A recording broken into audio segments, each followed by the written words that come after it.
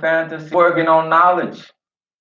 And he's giving us his proof of his existence. They say, well, how you it's verified all around me, what was spoken in his word all in the earth. And that's what the Creator said. I want you to first know. And in conjunction. And understand. And then there's something else you must do, and that is, I want you to understand. I'm a Elohim, I'm a God that wants you to understand. So when it comes to me, I'm an Elohim, I'm a God that loves to be about proof. Hallelujah. That loves to show or tell and show. That's right. Show and tell. Hallelujah. I'm not just going to tell you something and then there's nothing to verify. I made two great lights. Hallelujah. One ruling over the day and one ruling over the night.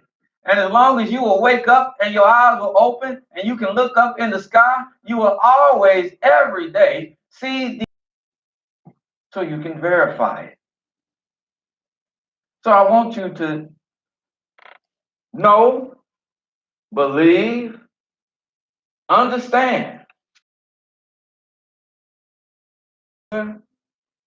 Personal pronoun. I am he. Two of them. Back. I and he. Not I and us. Because if ever y'all away, then everything would cease to be anyway. That's right. But don't I, even I. And beside me, there is no Savior. There's how many? None. There's how many? Zero. There's one. Zero. There's a couple. No. There's somebody in the family. No one. Nobody? Nobody. That's what y'all said? Nobody. There is no Savior. There is nobody that can save you. Now I know in scriptures it said he sent the saviors, but that's what it meant. He sent the saviors. On their own, they cannot save. All right. On your own, you cannot save. On your own, you do not save. If he has not sent you saviors and worked through these saviors, then there is no savior. So consequently, understanding this and putting this in perspective, that there is no one out of Yah's hand. Hallelujah. He is the Savior. Hallelujah. Declare this to you. Saved. I have saved. And I have shown. This was long before 33 AD. This was long before BC. This was long before 70 BC. This was long before somebody had the prophet recite this, where he said, I have already, past tense, I have saved. Past tense. Hallelujah. I've been saved. That was me. Hallelujah. I saved Moses from the hand of Pharaoh. Saved each. Go ahead. He. And mine's right, yea, from the first day. From the very. Go ahead. And there can deliver out of my hand. And there's how to deliver out of his hand? None. How many? None. None. None. Wait a minute. They said there's an intercessor. No. And he can you pray to him in his name. He can deliver. Somebody can deliver. You know what great doesn't? Only the Father can deliver. He said there ain't none of him. The kingdom is done. He's done. And you want to, you might well get on up and dry your little face, dry your little tears, and to do and give him the message I tell you, because I'm done with him. All right. And neither you or nobody else is gonna change my mind at this point. Hallelujah. Okay. End of his staff, of his spear, he tasted it. He said, no, I ain't hear you, Pops. He said, well, son, you got to die. Now, but the people said, no, he can't die. But you didn't save him. Not at all. You just put off the inevitable. For he died in another time. Yes, sir. By the side of his father. Yes, sir. And the Yah himself. Hallelujah. Hallelujah. Creator says, I have declared, I have saved, I have showed you when there was showed us strange Elohim among you. Therefore ye are my witnesses that I am Elohim. And yea, from the first day I am he, and there is none.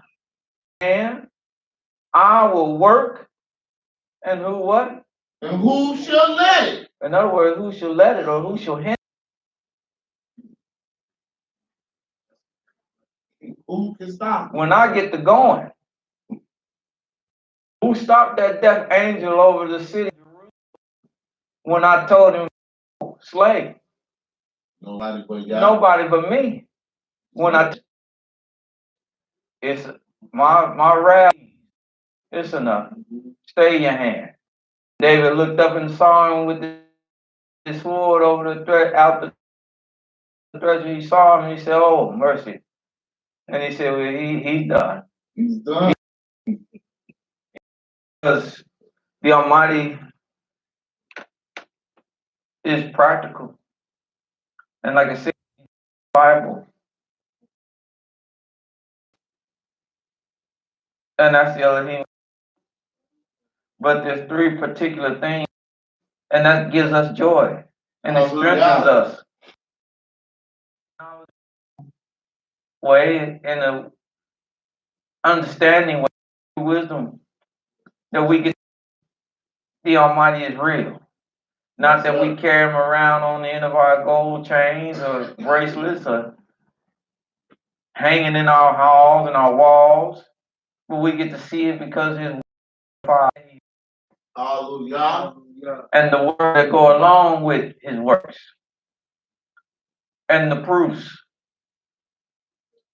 The proofs that we know is real is when we keep his commandments. Hallelujah. This is how we know he's real. But what is the verification that I walk from Christ?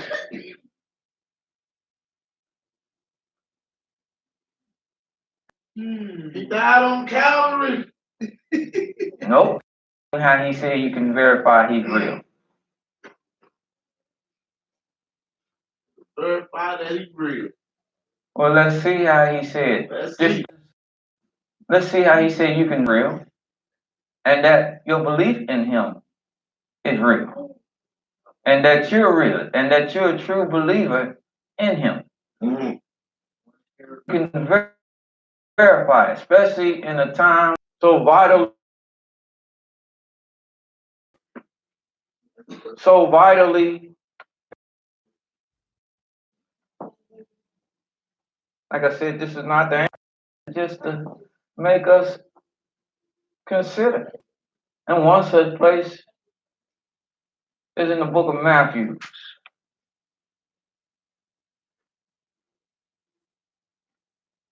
Won't you consider?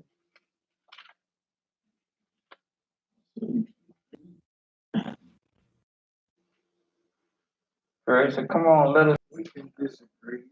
Let's reason. No, like I said, I know how y'all might told us to verify. You. And it's just some things. Well, watch Matthew 18. Matthew chapter 18. Verification number 1.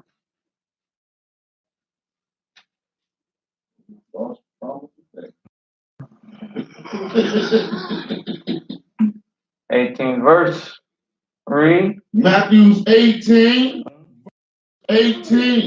reads, verily say unto you, whatsoever ye shall bind on earth shall be bound in heaven. Now don't let that word go by you. That compound word. Whatsoever. Whatsoever. See. Oh yeah. Nice thing you got. That there ain't nothing off limits. Nothing is off limits to me. None whatsoever. Right there. What? The same daughter right there. Yes, and the thing came out of it was his only virgin daughter. Yes, sir. They are part of you, but they must be tempered with rationalism. Hallelujah. They can be unchecked. That's right. Or they become a peril and a danger. Yes, sir. All Yes, emotions, sir. be it fear, anger, love, and tempered with prudence.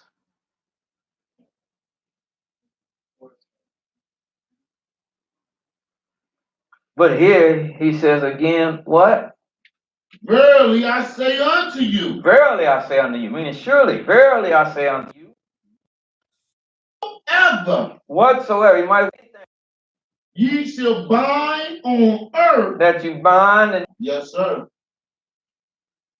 Go ahead. And whatsoever. In other words, you got the power, you have the power to speak to heaven, things in the heaven and earth, and bring them into fruition or have mastery over them.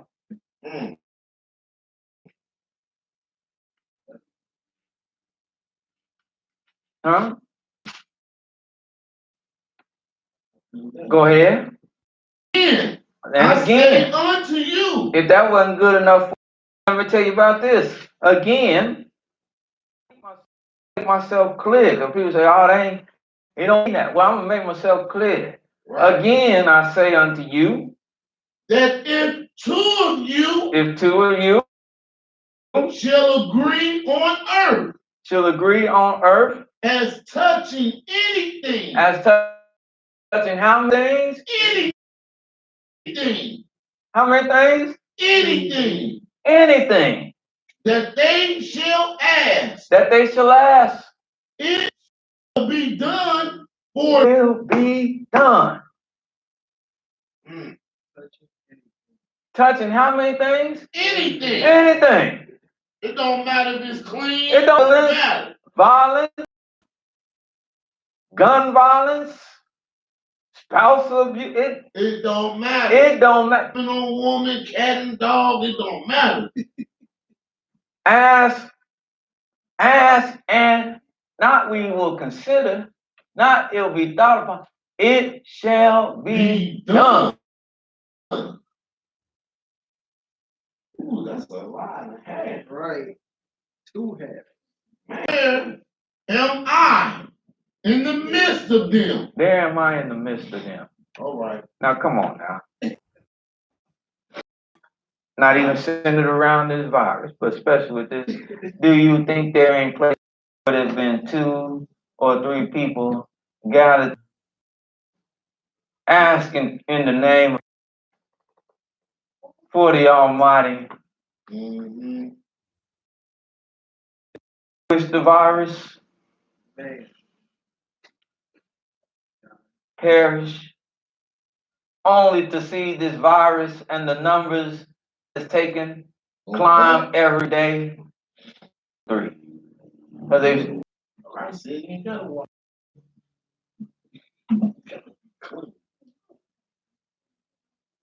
I haven't seen this be verified. No, sir. Neither I. Surely this is as good of a time as any. Yes, sir.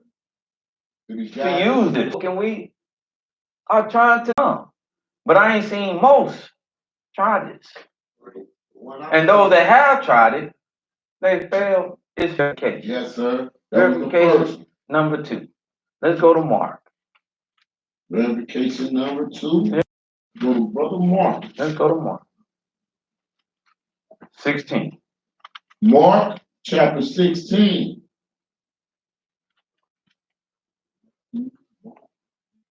Put the end on it.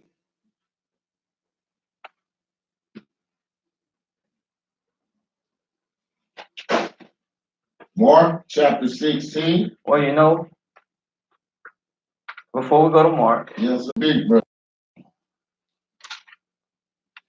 because here he's backing up what we just read. All right. It's similar. St. John Yes. chapter 14. Mm-hmm. Starting at verse. I've been so long time. Have I been so long time with you? And yet hast thou not known? Nah. Huh? Philip, I don't know. You don't know? Go ahead. He has seen me. Philip, if you've seen the Father. And why now you want to say, show me the Father? What's wrong with you? Oh. Verse 10. Believest thou not? Don't come up with that. But the Father that dwelleth in me. But the Father in the Father, and the Father in me. Brother, you got to believe that I'm. And if you don't believe it, that the Father's in me and I'm in him, by what you hear me spoken, the parables, all my teaching, my lessons, if you don't believe it for that, then believe me for the very people of rules. Right? And lower sick people into the house, into the living room, so I can lay my hands on them and heal them. I done went to crypts and graveyards and told a man, hey, stop sleeping. Get up. Your family wants you back home. Lazarus, come on. And he got up and he came home. Yes. These are the type of works that I've done. And you mean tell me you can't believe me, that the Father is in me and I in him? Because I can't do this. Huh? Unless the Father was in me. He said, so believe. If not from what I say, me, watch what he says. Verily, I say unto you, he that believeth on me, Where you do believe, the works that I do, the works that I do, shall he do also. Hold it. why are we crying? As I asked the brother earlier, why are we crying at funerals? Why are we crying at funerals? Oh, no. Why you don't walk in there and just say, Uncle Joe, okay, you've been asleep long enough. Get up, come home. Get up. You know you still got to cut that yard. You trying to get out of all this. Get on up. Come on, let's go home. Raise him from the dead. Because Christ said the works that I do, he that believes, he should do what? Also. And greater work. And greater than these. Shall he do. Because I go unto my Father. Because I leave. Ooh, have mercy. Or are you supposed to be able to duplicate what he have done? I haven't. Huh? I ain't seen to be verified. 16. Hallelujah.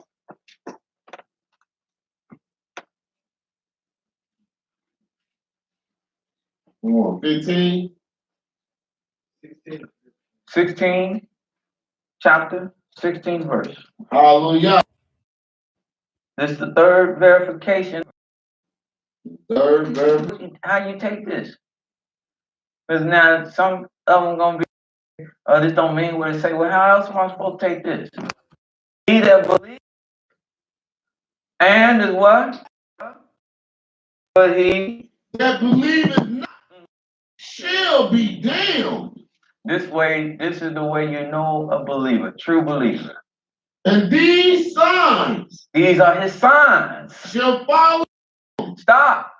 If you a true believer, I'll tell you my sign in a minute. Okay. And none of them qualify me to go and raise nobody from the dead. Matter of fact, y'all might say, let that dead man rest and lay in his lot till I come back and resurrect him. That dead man alone.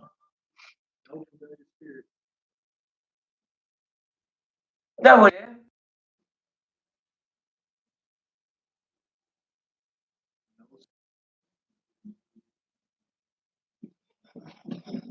But these are the signs if you a believer. These signs shall follow them that believe. Yes. In my name Huh? shall they cast out devils. A woman told me one before, said, you got a devil in you. Mm-hmm. I said, well, why don't you cast him out then? What you supposed to be able to do? I'm glad you done told him. Now cast him out. And I was being bad that day because she did start rumbling. No. I said, until she got to do it through, and I said, I'm still here. Everybody on the other, ooh, you know how little young people, ooh. I said, I don't feel no different. Now me and her, we became tight, but you know, because I had to see this. Right. If I got if it's in me, cast him out then. What they did in that movie. Wow. Yeah, performing exercise.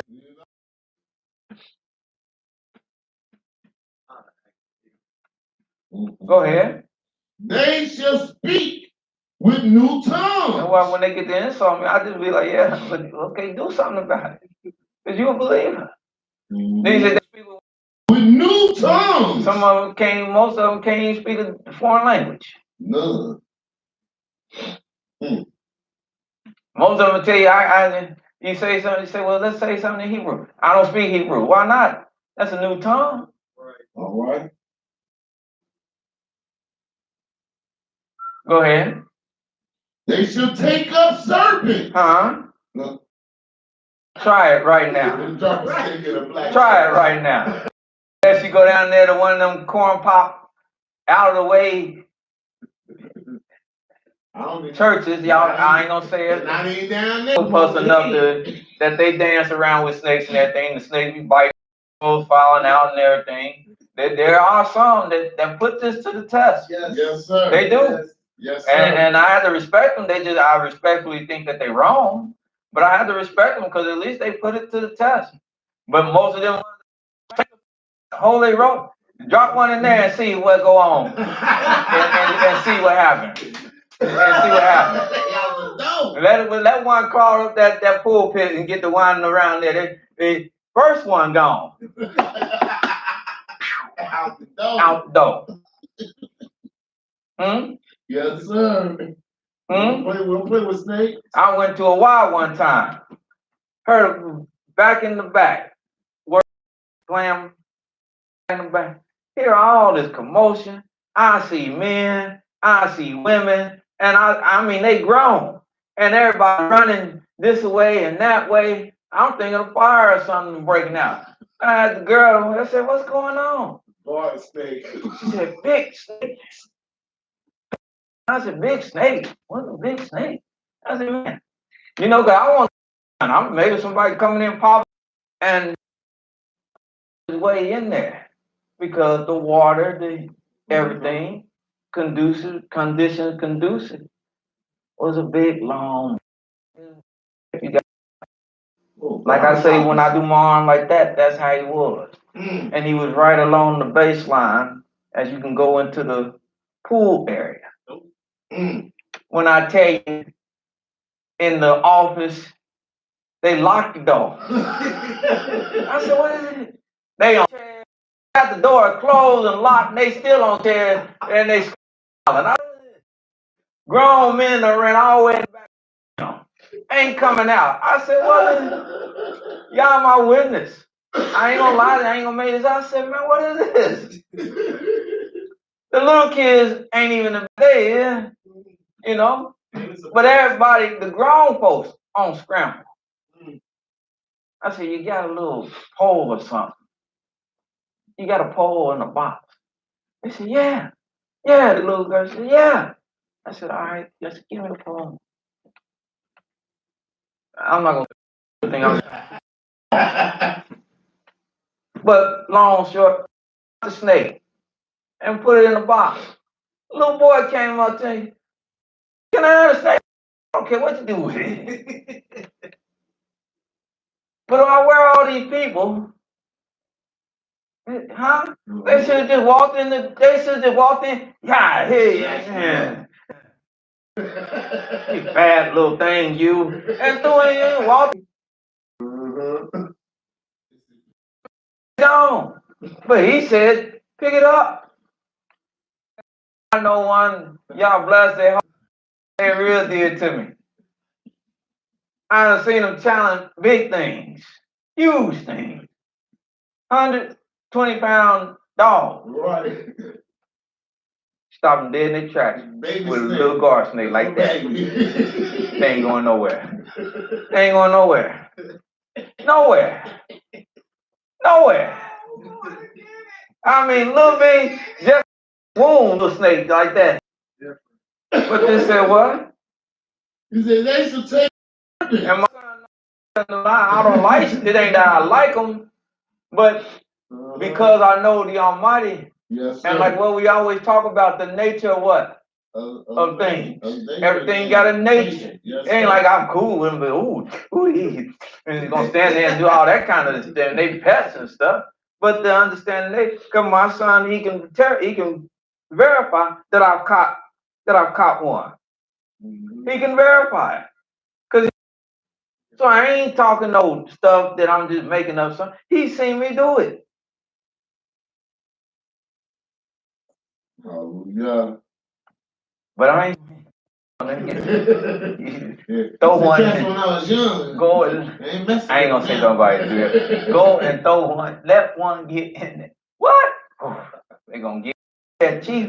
It is. Quick, fast, and in a hurry.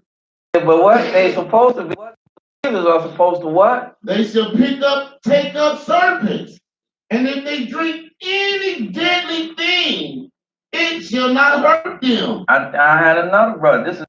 Didn't use so much tact. I had another brother I worked with at the warehouse, and he was rambling on. And I told one of the other brothers, I said, don't we got some of that stuff in the back? He said, yeah. I said, go get some, bring it out here. I said, hey, brother, drink this. Drinking that don't kill. I said, no, it ain't. Don't you believe?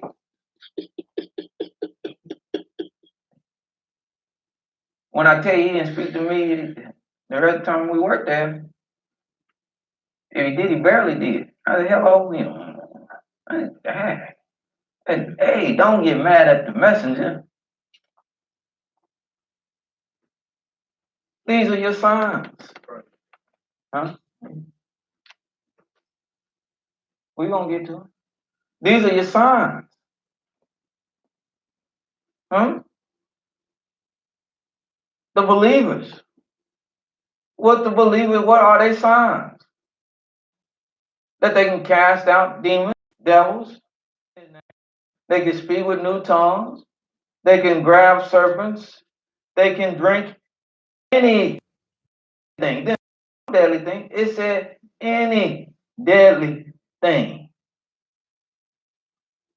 Believe that. Ask them people in, what is that? Guyana with Jim Jones. When they took that Kool-Aid laced with poison and they killed just about every last one of them. Wow. Just look up Jim Jones. Huge false prophet. And took many people to death following him.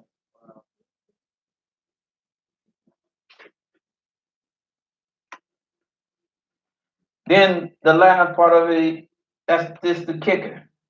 And they shall lay hands on the sick, and the sick shall do what? Recover. New York is in a great crisis right now. Above all places, New York is said to be the epicenter is said to be the epicenter.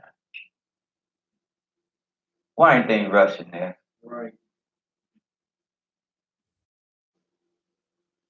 Why not they rush there? All the believers, why rushing there?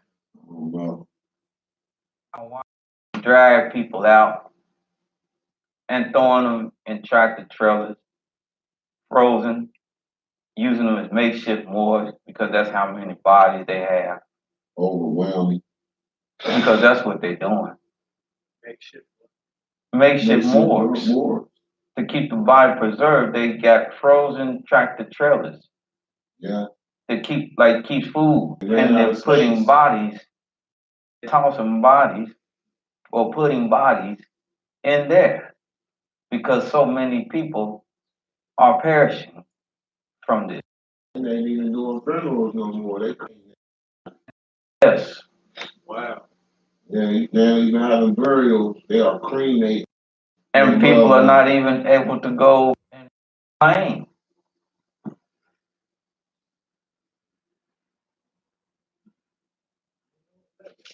Yes.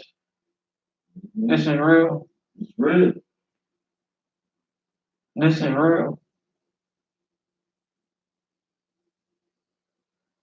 But here in the most perilous of time, the greatness of is put to the test.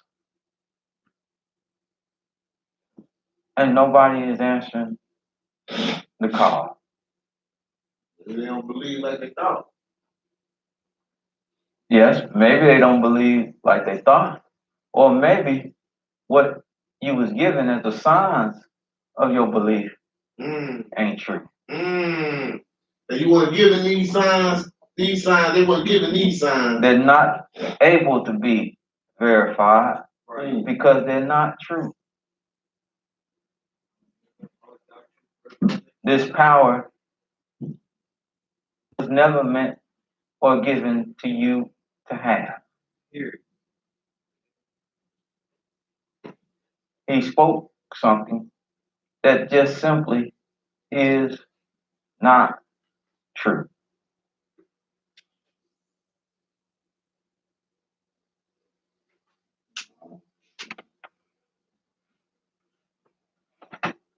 A lot of that going on.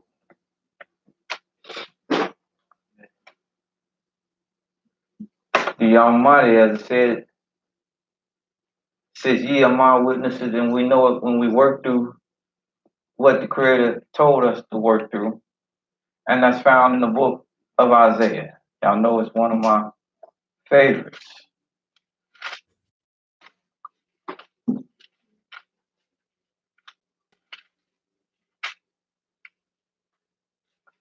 (33rd chapter). Isaiah chapter 33. Hallelujah. Hallelujah.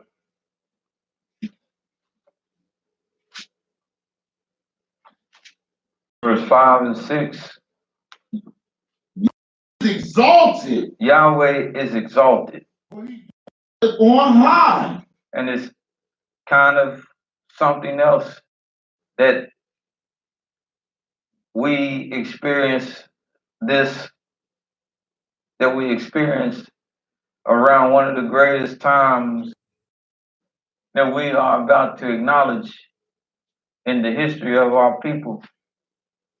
And that is around when the Almighty passed over the houses of our poor people out of the hand of bondage.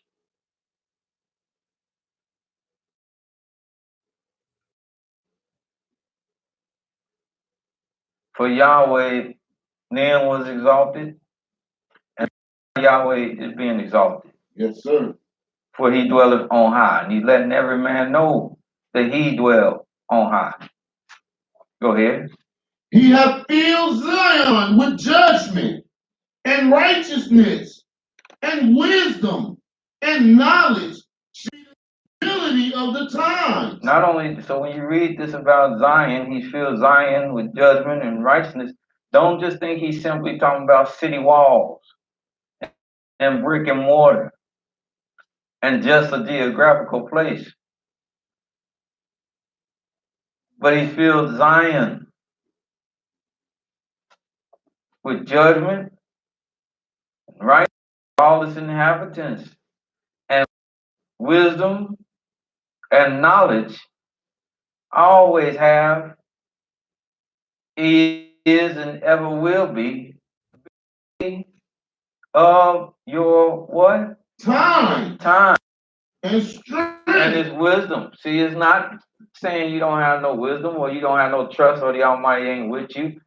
To say that's not what you're displaying if you put on a mask. That's wisdom. Hallelujah.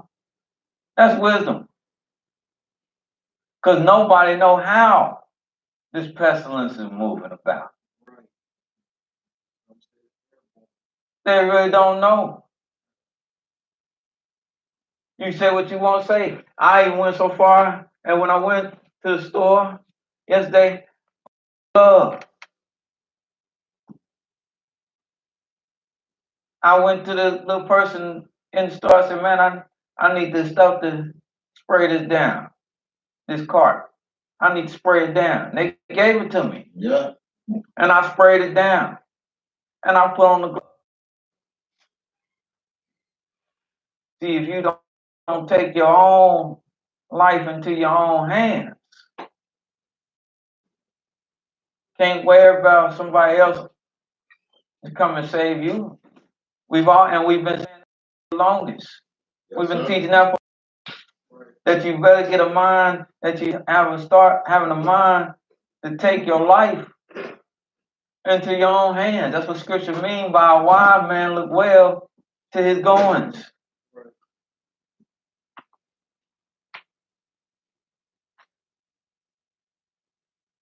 It can attach and be with you. They say for up to 2 weeks before it even come down on you. That's what some people have had. They've been proven they've had this for up to 2 weeks before it come down on them. And by then it has invaded organs and different things.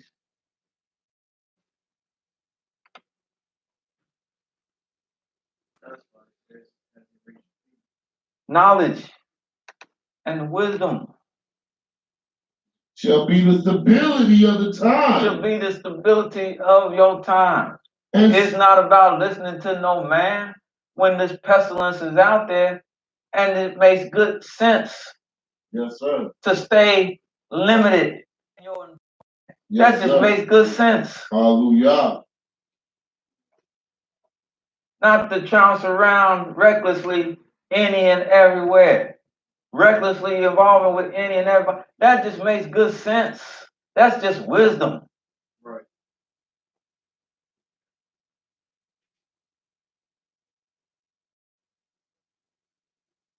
But see, scriptures say fools are devoid of wisdom. Yes, sir. And they despise wisdom. That's foolishness. That's recklessness. Oh, I can't get it. Some clown threw a Corona party. Then turned up weeks later, half the people at the place that attended sick all over the place. Well, I'm young, I'll recover. Okay, you might, but look at how you spread it to others that may not. Right. And they know Your friend might, yeah. parents might have a K underline, and you go over there thinking everything out, and you spread, and now a few days later they on the door. Wisdom.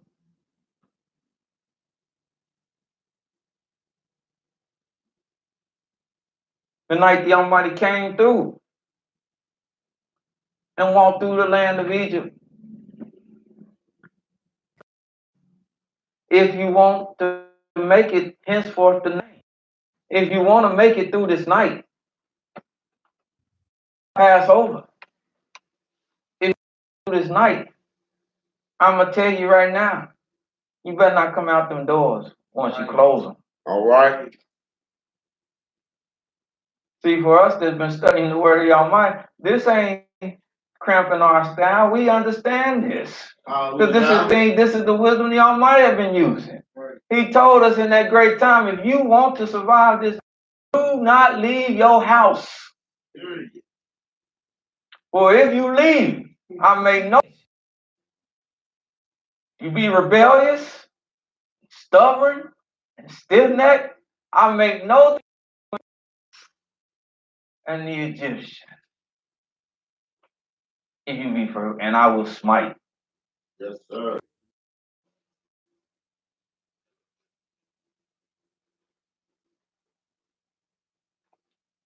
And that's why it was so important that we shut ourselves up. We pass the night, Yes, sir. letting whatever befall, let it befall. Hallelujah. Praising Yah and declaring his wonders and talking of his many ways he has saved and salvation and looking forward to a new and brighter day after he had walked through the land of Egypt. That's where our mind was at. Right. Well, that's my mind state. Born from that testimony, that's my mind state.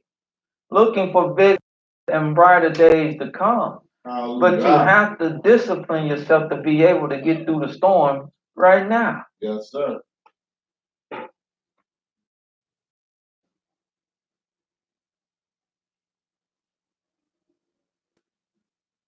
know, people say, well, only this number of people died compared to the big numbers. But let me tell you something. If it's somebody that you know and you, as they say, it's 100% effective. So don't play on numbers and statistics.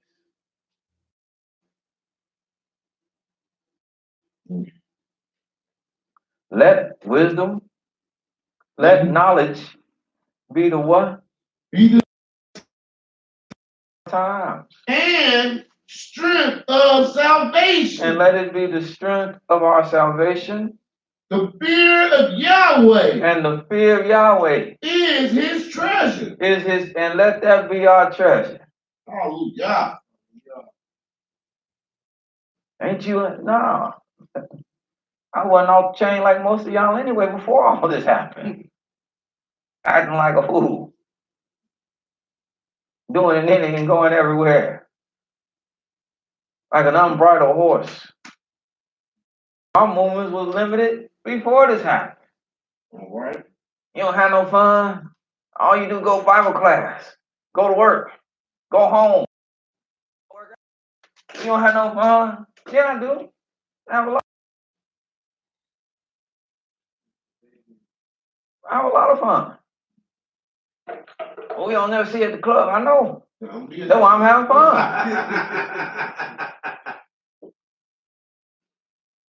Oh man, this happening. No. They dying right there. We've lived a life to know and prepare those that have for times to move in times like this. Hallelujah.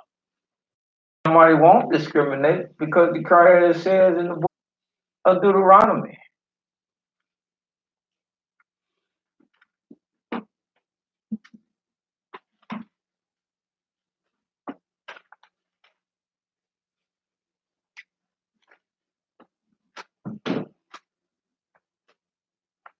We're praying, we're hoping, and we're doing what it takes every day to try to avoid any of us perish. Right.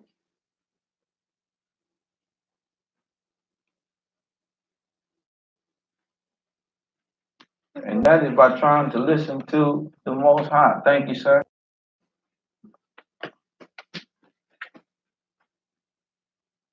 Because in the land of our enemies, for not serving the Almighty like we were supposed to, we are and always have been susceptible to anything. Yes, sir. This ain't been the first peril that we've had and hurdle to overcome, Hallelujah. and it won't be the last. All right. As the Almighty said, He would send these things upon us, homeland, but in the land of our enemies. Deuteronomy.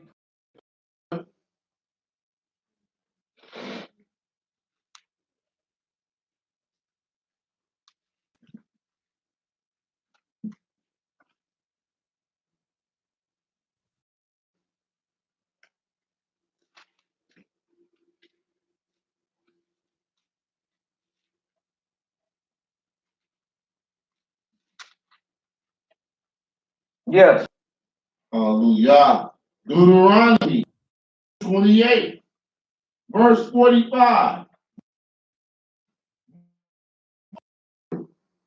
All these curses upon thee, and shall pursue thee, and overtake thee, till thou be destroyed, because thou hearkenest not to the voice of Yahweh thy Elohim, to keep his commandments and his statutes which he commanded thee.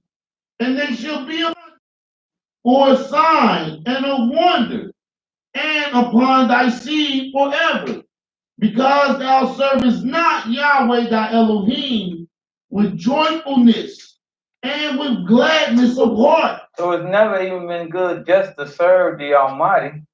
The Creator wanted us to serve Him also enthusiastically. Because you have some that go through the paces, but it's not with great enthusiasm.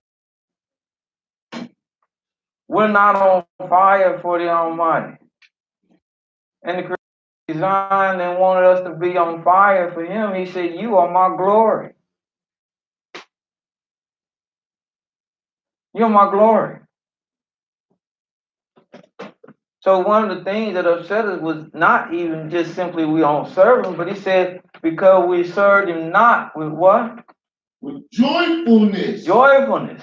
And with gladness of heart. And gladness of heart.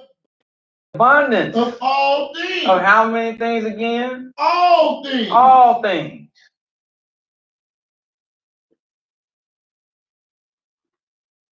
As I said, we always good at what we complain and what we don't have. What He haven't given us. And if we take that much energy and reverse it and giving Him thanks and praise for the abundance of all things that He have done for us, maybe perspectives will be changed. Because life is also about perspective.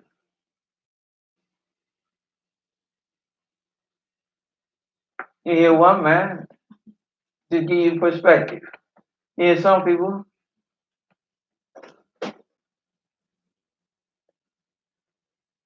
that little $1,200 check ain't nothing. I like to get it. I said, they ain't put it in my account quick enough. It's $1,200 more than what you had yesterday, isn't it? Hallelujah. Whoa. And what am I going to do with it right now? I can do a lot with it. I'm not going to do nothing. Ain't no concerts to blow it on. Ain't no nightclubs to go to. You get that bad boy, you let it sit, and you become constructive with what you need to do with it to make it become something beneficial to you. Hallelujah. Instead of,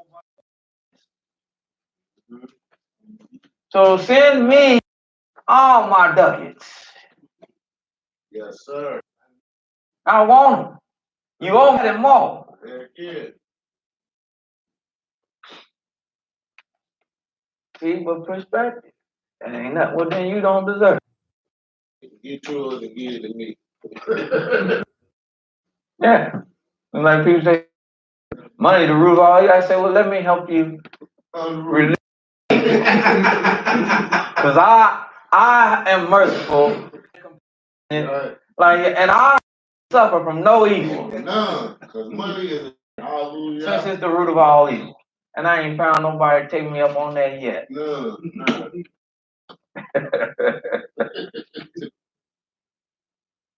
For perspective, you have to say complaining. You got to give y'all thanks. Hallelujah. Yes, sir. I'm shut up in the house. Well, be glad you're allowed to be shut up in the house. All right. It was crying last. Yeah, I told them. Little did I know, sister went out and got me a little gift, a little dark thing.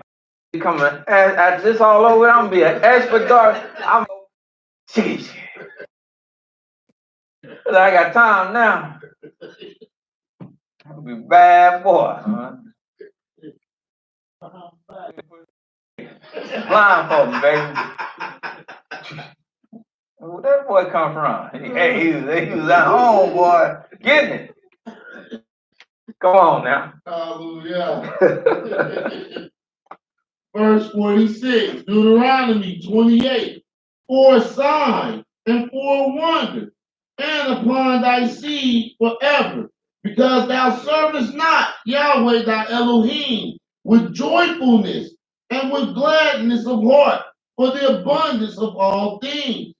Therefore shalt thou serve thy enemies, which Yahweh shall send against thee in hunger and in thirst and in nakedness and in want of all things. And he shall put a yoke of iron upon it. Because if you can't be thankful to him who is giving you things, then maybe and appreciative, then go and deal with somebody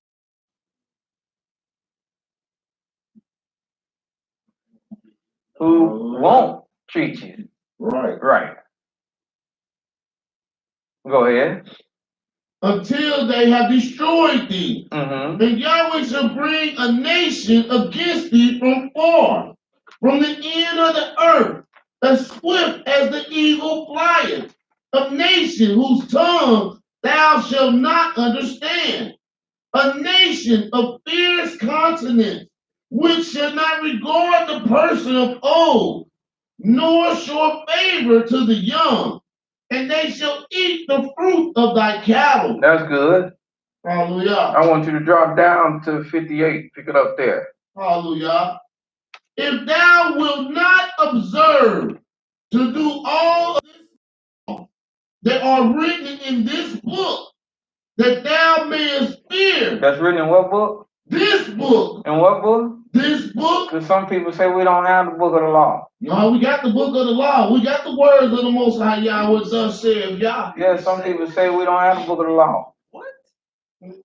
They say you don't have a original. I say, well, I want to know if what original Torah is then. All right. Because how can you tell me what I don't have if you don't have what you say I don't have? You must have a copy of it. All right. And like me telling you, like, you don't have your real birth certificate. You say, the copy, well, show me mine then. Right. Okay, show me mine. And I can't show it to you. But I don't have. Come on now, stop that. It's written, if you will not do all the words, it's written where? In this book, that thou mayest fear this glorious and fearful name. Washing your hands. Yahweh thy Elohim. Hallelujah. Washing yourself is written in this book. Yes, it is. Huh? It's written in this book. Separating yourself, quarantining yourself is written in this book. That's written in this book, yes, sir. Huh? Hallelujah. Huh? Yes, sir.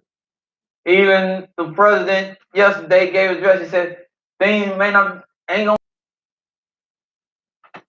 Huh? Some people say, "What are you getting at, brother Ron?" Well, it's not that we didn't shake hands, because that's what the scripture said. We struck hands. Embraced. and greeted one another is the same manner in which we do it today. Hallelujah. Here, and in a lot of cases, like Jonathan and David, that was with a hug. They don't know why y'all do that. I said, because that's how fathers embrace one another. That's culture. Hallelujah. All this distance from way out here. First, No, come on in. Come on in. Only distance if I don't know you. Strange. But when I'm ingratiating you, embrace me. That's why he said, embrace me. Hallelujah. Son, embrace me. All this,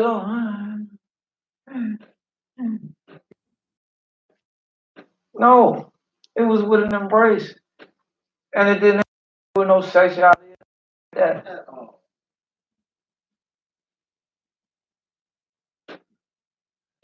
Go ahead. Verse 59. Then Yahweh will make thy plagues one. This. And where is this to happen at? In the land of your enemy. In the land of your captivity. That's right. Yahweh in the land of our captivity. In the midst of strange people. We don't understand that language. That's right. It's wonderful. In the midst of thy seed. In the midst. Even great. What? Great plague. Yes, sir. And long continuance. And of long continuance. Continuance. You all right? Long continuance. We said April. Right. But now just go to May. And now another doctor, he done reared his head up and said, you know what? We ain't going to really be done with this until June. Mm-hmm. Yes, sir. Then the other little the head doctor over all of it said, yeah, we'll be done in June, but don't relax, because it's coming back in the fall. Yeah, it might come. And it's going to be different. Again. Yeah, strong. It might be strong. It might be we don't know. Long continuance.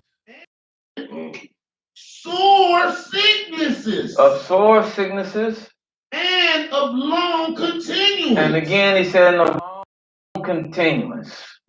Moreover, he will bring the diseases of y'all.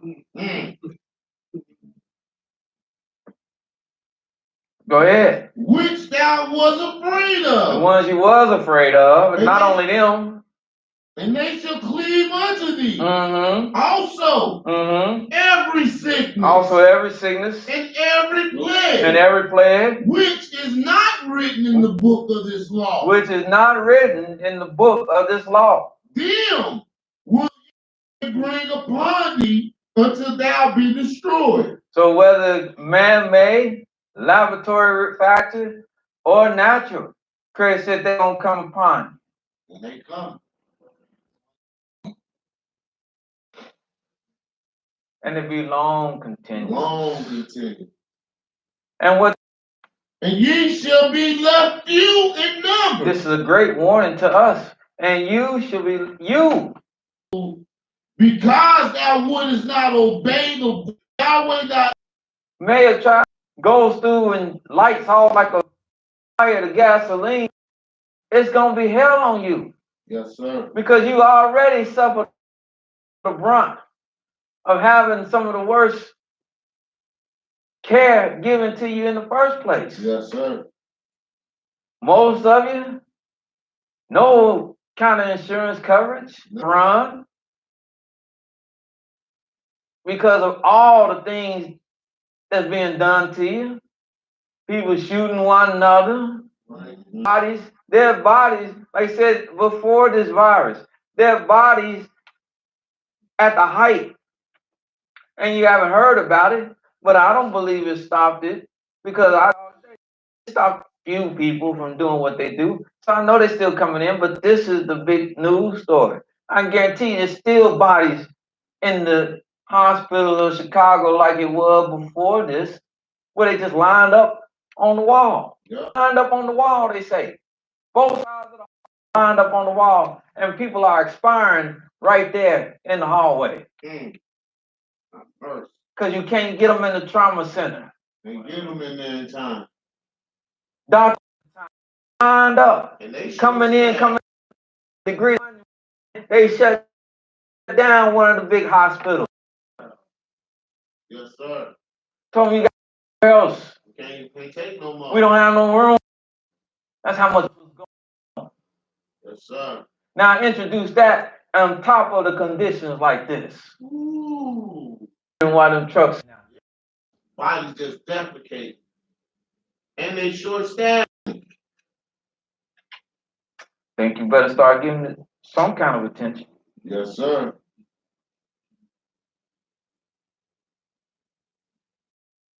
It shall come to pass.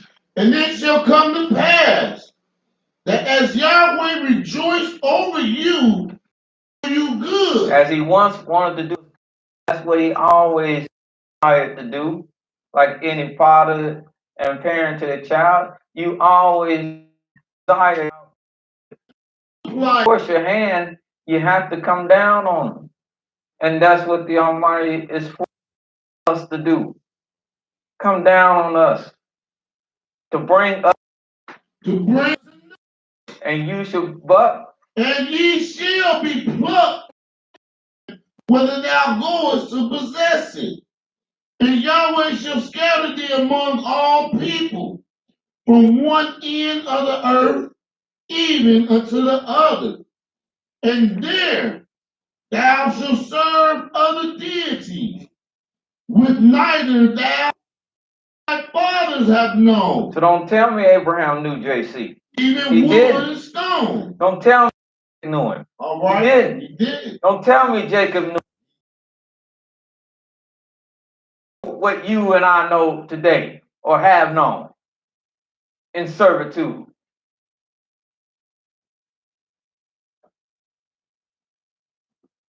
Go ahead. And among these nations shall thou find no ease, neither shall the sole of thy foot have rest. But Yahweh shall give thee there a trembling heart and failing of eyes. What kind of heart? A trembling heart. What kind of heart? Trembling. And it is? Scary, nervous. Scared. Everything. Always in doubt. And failing eyes. And sorrow of mind. Sorrow of mind. And thy life shall hang in doubt before thee, and thou shalt fear day and night, and shall have none assurance of thy life. The pitiful part about it and the real about our existence is we don't have no assurance. No, we don't. We're birthing babies in the world and we're praying for them from the day they come in. That nothing happened to them right from the womb to the time that either we or they go to the grave. We're praying that nothing happened to them because we have no assurance. Some even say, I don't even want to birth a child into this world, into this predicament. Because the great fear and horror that abounds. We have no assurance.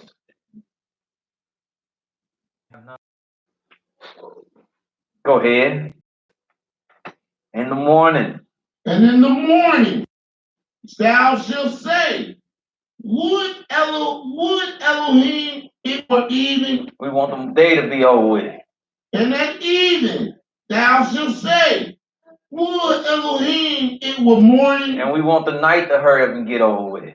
For the fear of thy heart wherewith thou shalt fear, and for the sight of thine eyes which thou shalt see. And Yahweh shall bring thee into Egypt again with ships, by the way whereof I spake unto thee.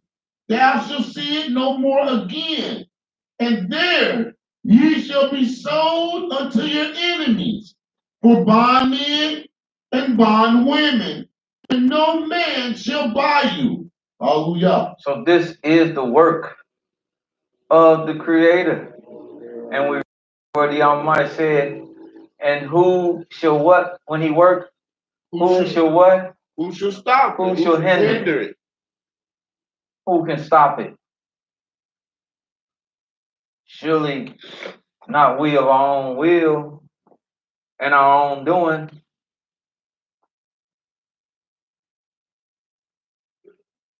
The only way it can be avoided, and the only way when it does come, is that we turn to the Most High Yah.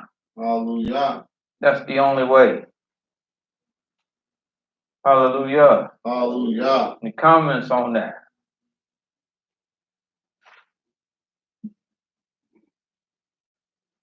People want to make this political. Well, this don't care about politics. Don't care if you have an R or a D or an I. If it's a red state or a blue state. It don't care if it's a senator or a congressman. It don't care if you're young or old, man.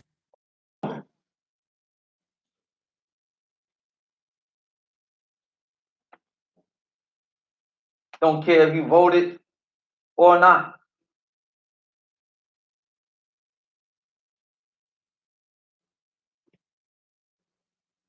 Matter of fact, it's put a halt to some of the political process where you can't go. That's right. They even had to revamp how they doing it. Yes, sir. We'll just put little ballots out. So when you go to Kroger, you can pick you up a ballot and send it in. Because that's they putting ballots in Kroger's that you can pick up and send them in. This is terrible. But if you can't see it's orchestrated, then y'all have mercy. Because this is not the last of what he has to give to man.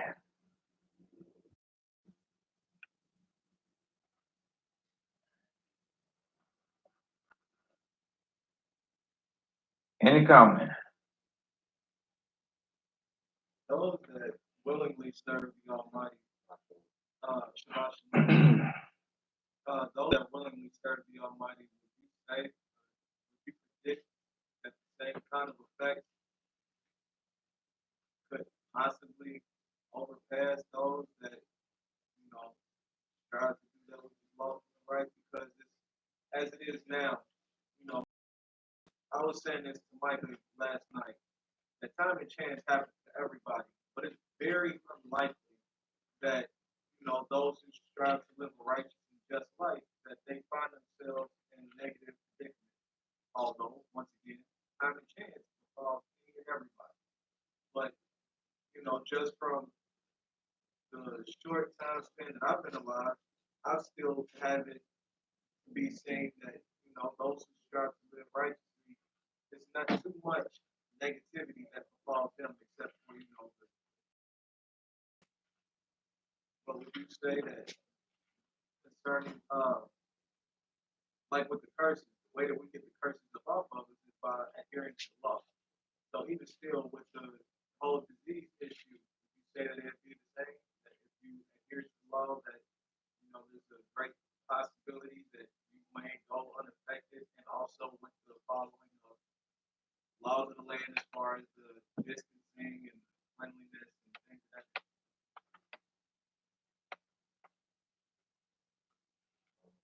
I would say, because I'm not the creator,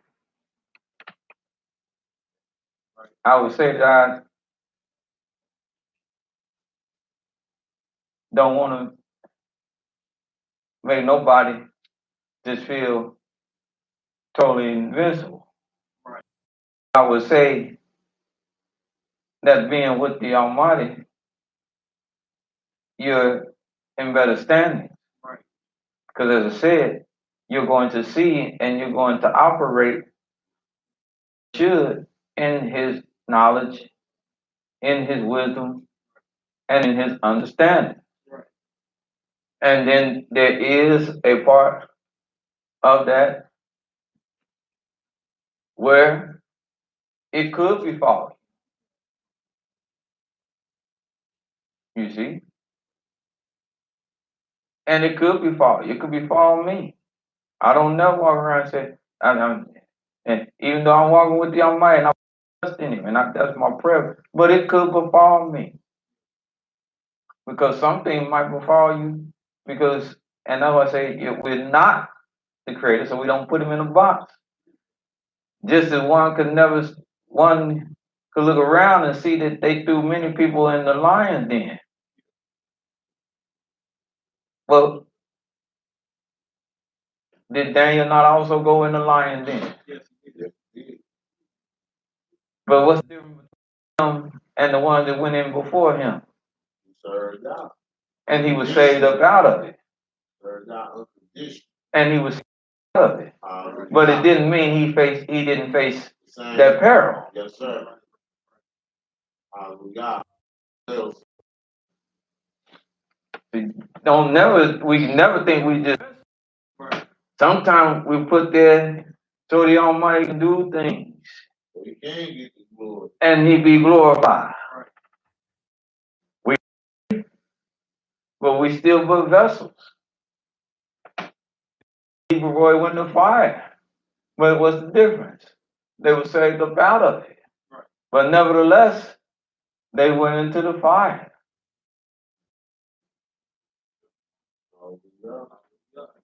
Whatsoever Yah will, He doeth in the kingdom of men. For any man, be he Israelite or not. If he has a certain effect to come out of it.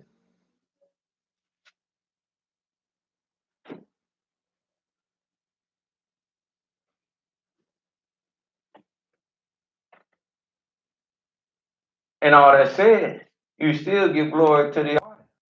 And that's what them men did. And that's what the righteous do. If I'm going to die, let me die. That's what he said, let me die of the righteous. Hallelujah. Even if I'm going to perish. Because all men go the way of all flesh anyway. But let me go out proclaiming the name of Yah and His goodness and His greatness.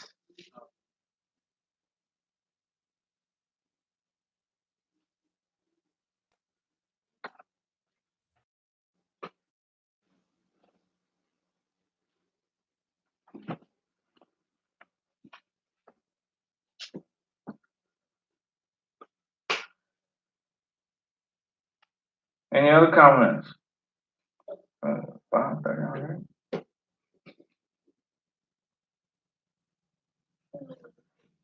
Let's see.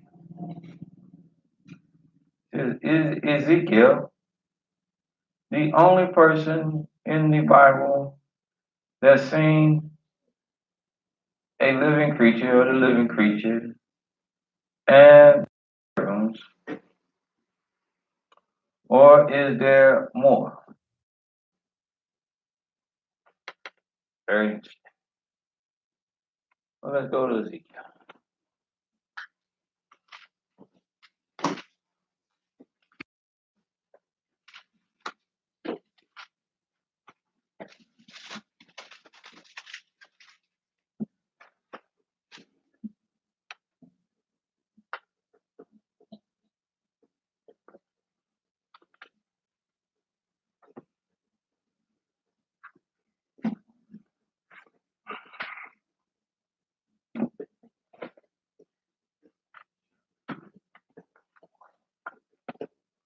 Ezekiel. And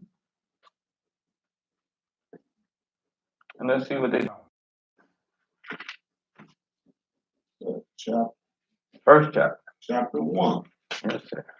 Hallelujah. They ain't even gonna play with us. They gonna, you go there and get right to cut and dry. Ezekiel chapter 1. Of course, you talk about him in the 10th chapter. Of course, you talk about him in the 11th and the 41st. But you talk about him right there in the first chapter. So let's go. Hallelujah. Now, Ezekiel chapter 1, verse 1. Now it came to pass in the 13th year, in the 4th month, in the 5th day of the month, as I was among the captives by the river of Chebar, On the river of Kiber, yes. that the heavens were opened, and I saw visions of Elohim in the 5th day of the month, which was the 5th year of King Jehoiakim's captivity. The word of Yahweh came expressly unto Ezekiel the priest, the son of Uzziah, the land of the Chaldeans, by the river Kibar. And Yahweh was there upon him.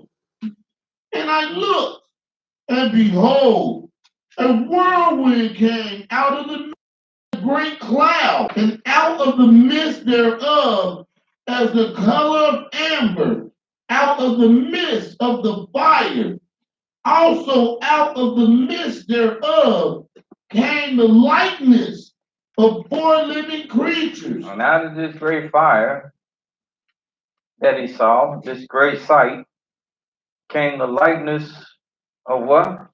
4 living creatures. For the likeness of 4 living creatures. And this was their appearance. Now we get to watching too many of them ancient alien shows. They're gonna tell you and show you some little big-eyed things on fire, and these some aliens, and they gonna swear up and down that this is what Ezekiel was seeing. This is where they run to tell you that this is what the Bible is telling you about. There was a big spaceship that he saw, and what he saw coming out of the spaceship was some aliens, and they got a whole spiel. They even do a little characterization of it. So go ahead. And this was their appearance. Mm-hmm. They had the likeness of a man. Mm-hmm. And everyone had 4 faces. And everyone had 4 wings. And their wings were straight. Feet. And their wings were straight. Feet. And their sole of their feet was like the sole of a calf's foot. And they sparkled like the color of burnished brass. And they had the hands of a man under their wings on their 4 sides. And they 4 had their faces and their wings. Their wings were joined one to another. They turned not when they went. They went everyone straight forward. As for the likeness of their faces, they 4 had the face of a man, had the face of an ox on the left side, and they 4 also had the face of an eagle. Thus were their faces, and their wings were stretched upward. 2 wings on every one were joined one to another, and the 2 covered their bodies, and they went everyone straight forward. Whether the spirit was to go, they went, and they turned not when they went. For as for the likeness of the living creatures, their appearance was like burning coals of fire, and like the appearance of lamps It went up and down among the living creatures, and the fire was bright, and out of the fire went forth lightning, and the living creatures ran and returned as the appearance of a flash of light. Now, as I beheld the living creatures, behold, one wheel upon the earth, one wheel upon the earth by the living creatures with his four faces. The appearance of four had one likeness, and their appearance and their work was a wheel in the middle of a wheel. When they went up four sides. They turned not when they went. As for their rings, they were so high that they were dreadful, and their rings were full of eyes round about them four. And when the living creatures went, the wheels went by them.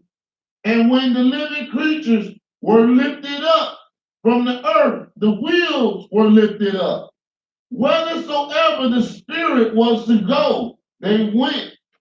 Thither was their spirit to go, and the wheels were lifted up over against them.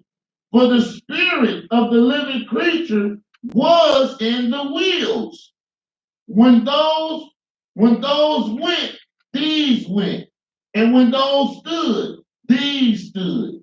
And when those were lifted up from the earth, the wheels were lifted up over against them. For the spirit of the living creature was in the wheels.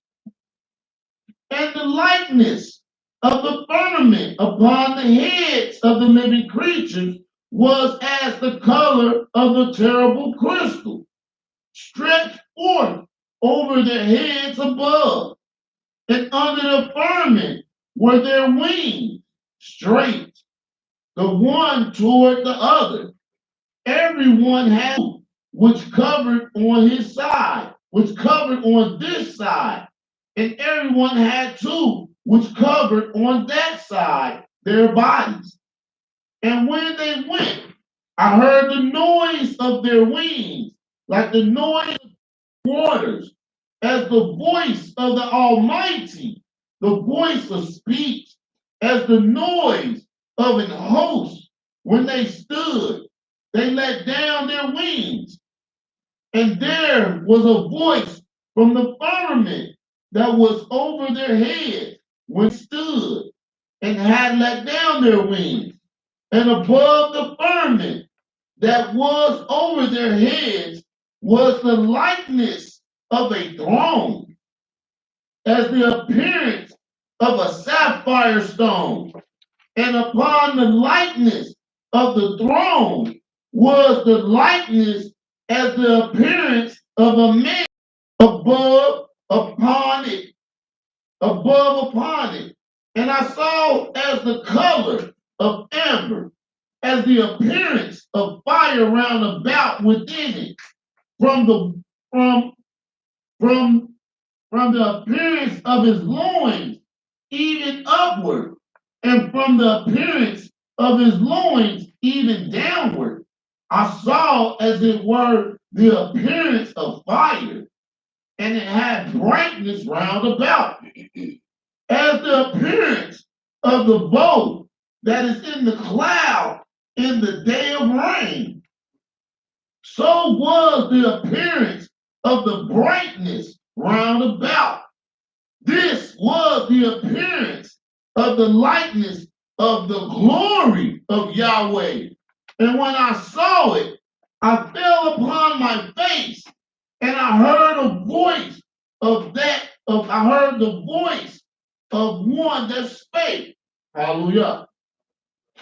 And so, what did he see? Because he didn't see aliens,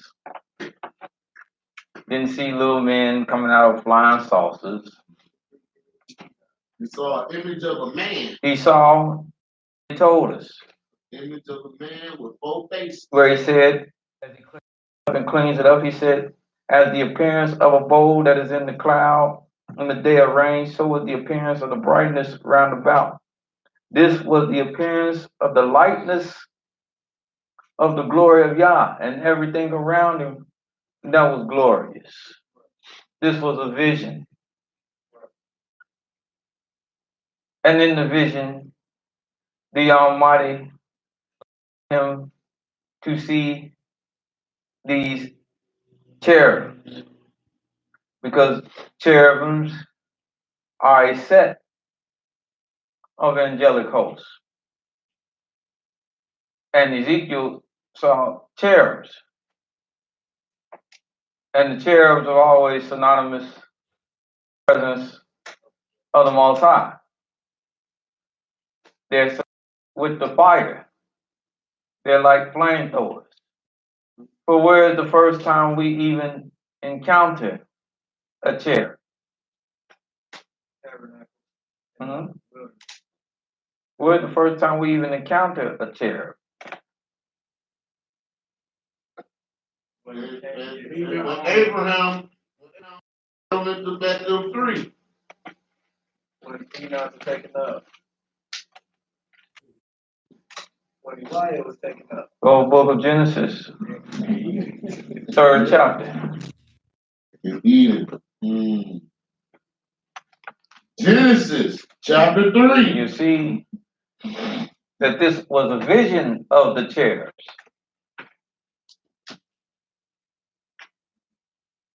This is vision. This is the vision of the glory of the Almighty upon earth. But the very first place we find a cherub is in Genesis chapter 3. Yes, sir.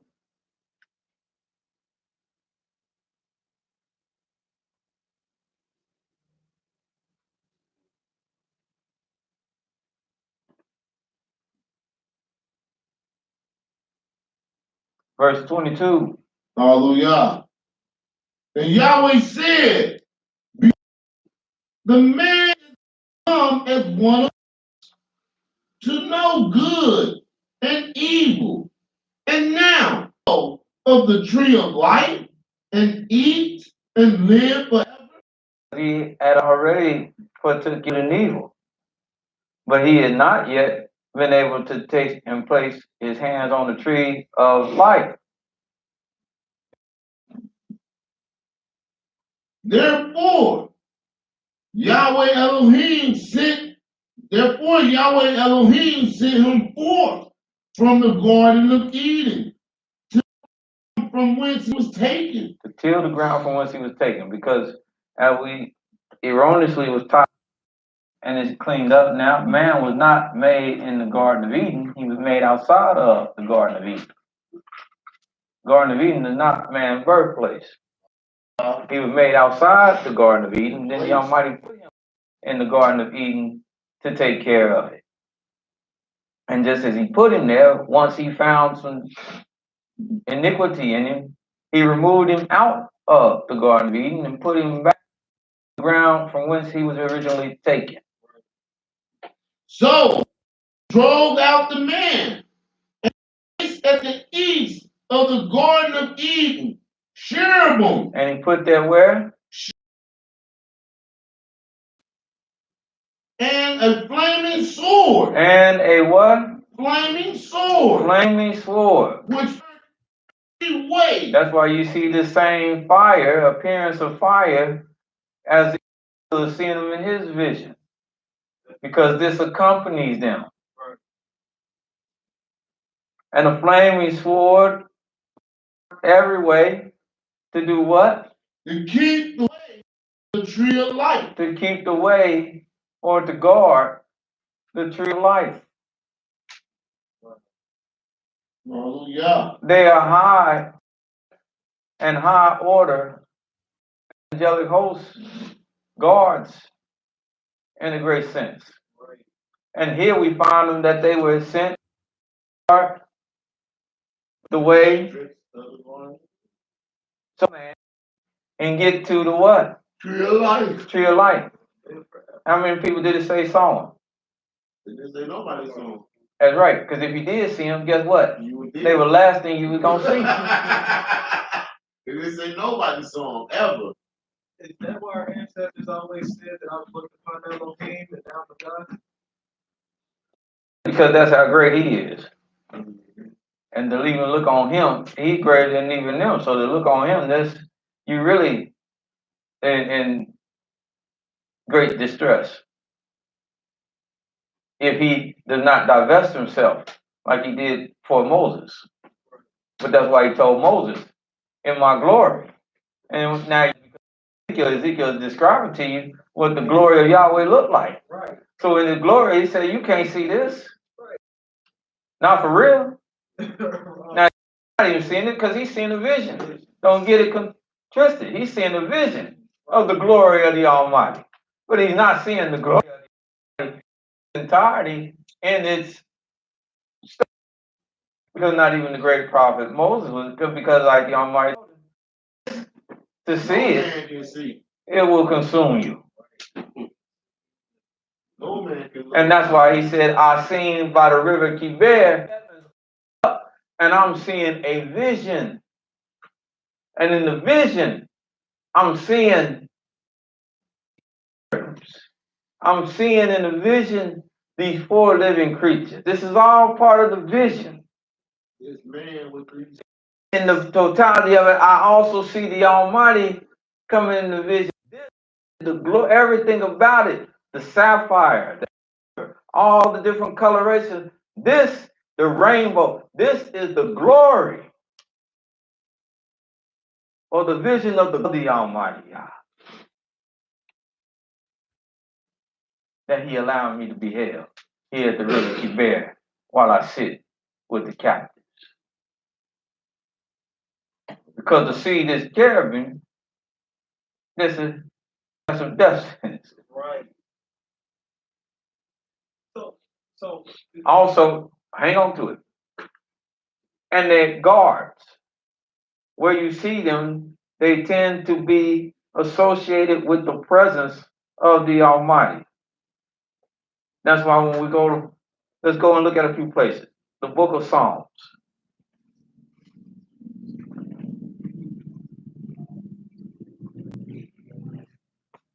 Yes, Yah is all powerful, but still the Almighty, He works how He works. Huh? And if you use it, this is part of using His wisdom. Something. Was David not a great warrior? Yes, he was. But around David, he surrounded himself with who? Great warriors. Almighty is all powerful. And he's the beginning of everything. Yeah. But around him is what? The great warriors. His great warriors. His host. That's why he's Yahweh of hosts. Meaning he's the head, Yahweh over. Like today, y'all are hosts, but I'm Aaron of hosts. Right. Hallelujah. I said my angel before you, but don't sin with him. See? Because he'll show you no mercy. And that's why it says things of this nature. So when it says, they're like us. So that's what we mean, like angels, everybody. He was talking to his angelic host, yes. Mm-hmm. That's the same thing.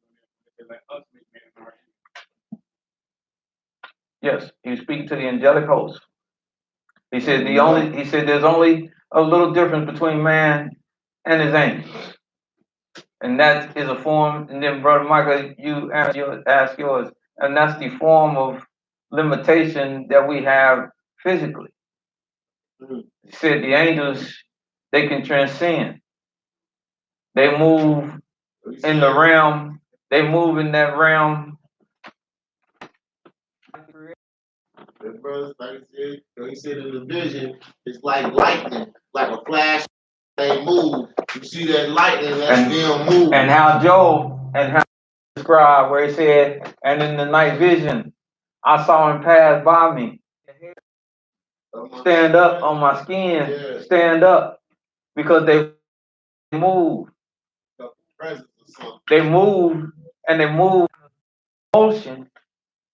You and I, and the average person, Here, we're slow. Most of are dead, but here we're slow.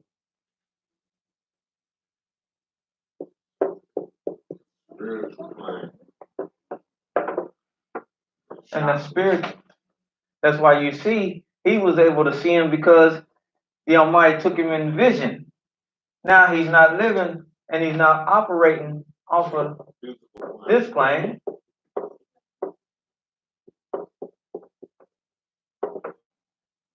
No more. So now he has the perceptibility to be able to do this. But when you hear, they're non-existent or but when you hear, I know this is too this might be too much for a lot of people. This is real as this is. Yes, sir. Feel it.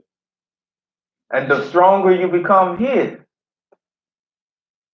the stronger you become and develop this. And every sense that the develop, soon you'll be with that word, with that plan. That's why Joshua was able to say, physically. He beheld him physically, but he said, "Hey, who are you?" He said, "You be the captain of the host." Then Joshua understood that this ain't no man. And he went straight to the ground.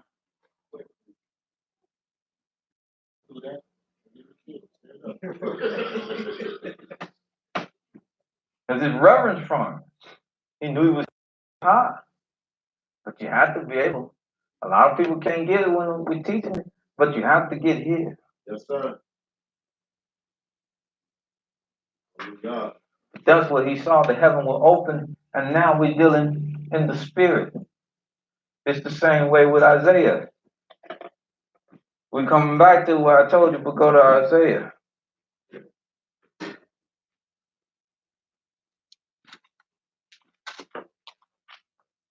Hallelujah.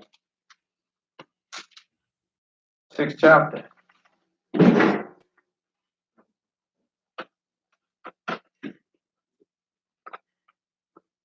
Hallelujah. See, Ezekiel was able to behold in the vision the cherubims. Isaiah is going to see another set. Isaiah 6th chapter. Yes, sir.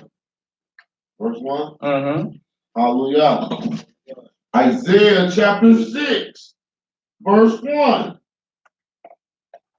Here, the king Uzziah died. I saw also Yahweh upon a throne, high and lifted up, and his train filled the temple.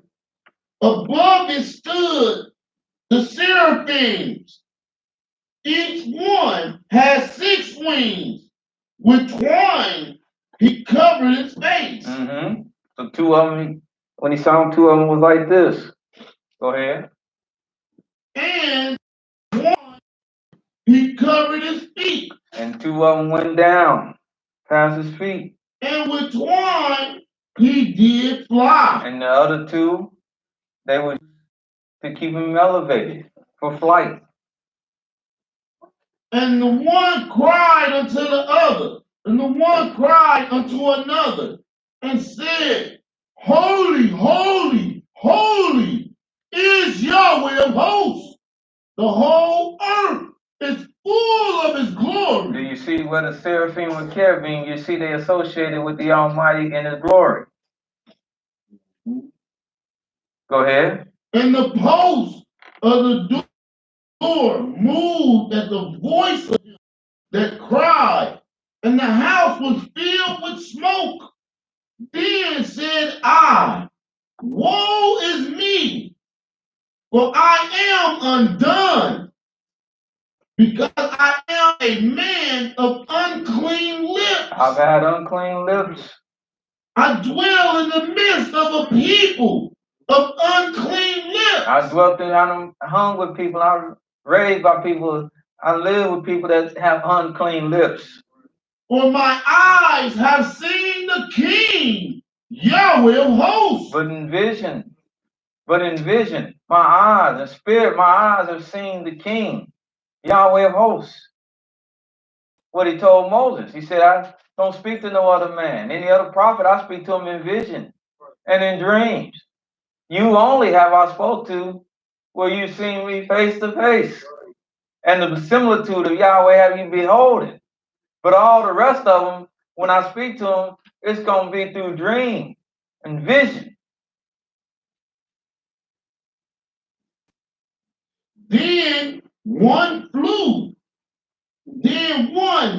Then flew one of the seraphims unto me, having a live coal in his hand, which he had taken with the tongues from off the altar. And he laid it upon my mouth and said, Lo, this hath touched thy lips, and thy iniquity is taken away, and thy sin purged. In vision, he was cleansed. Yeah. No more. Spiritually, no more talk about me about your iniquity. You're going to come out of this with a new spirit. And that coal is going to be like fire on your lips.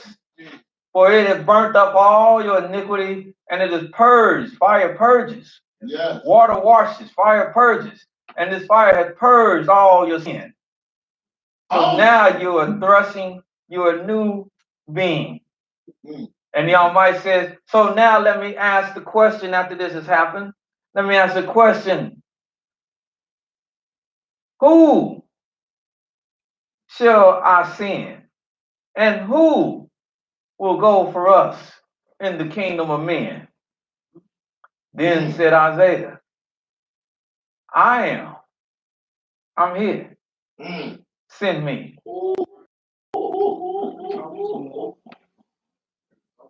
Send me. Hallelujah. Say, here I am.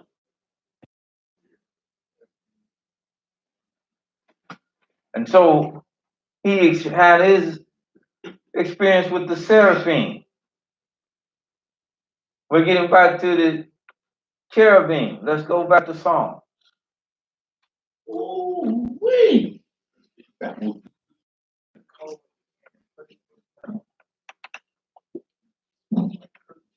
Man. Psalms.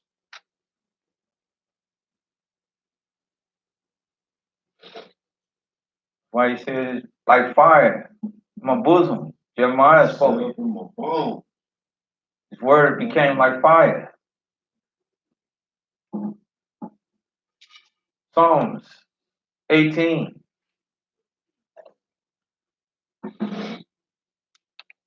Why you have to be careful with it, because Yes, sir. Psalm chapter 18. If the heat too high, like cooking. You cook with the heat too high, you're gonna burn up the dish. Then you gotta throw it out. Heat gotta be just right.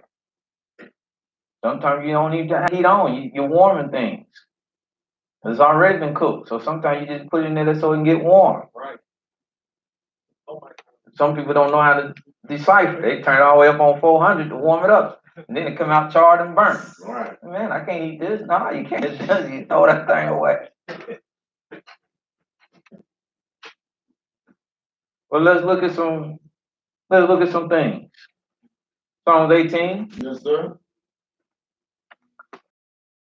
Verse 1. Hallelujah. I will love thee, O Yahweh. Yahweh is my rock and my fortress and my deliverer, my Elohim, my strength, in whom I will trust, my buckler and the horn of my salvation and my high tower. I will call upon Yahweh, who is worthy to be praised. So shall I be saved from my enemies. The sorrows of death compassed me, and the floods of ungodly men made me afraid. The sorrows of hell compassed me about. The snares of death prevented me. In my distress, I called upon Yahweh and cried unto my Elohim. He heard my voice out of his temple, and my cry came before him, even into his ears. Then the earth shook. And that's not the temple built with man's hands. That's his holy temple. Then the earth, and we know that because now when he heard him, now he's coming down on earth.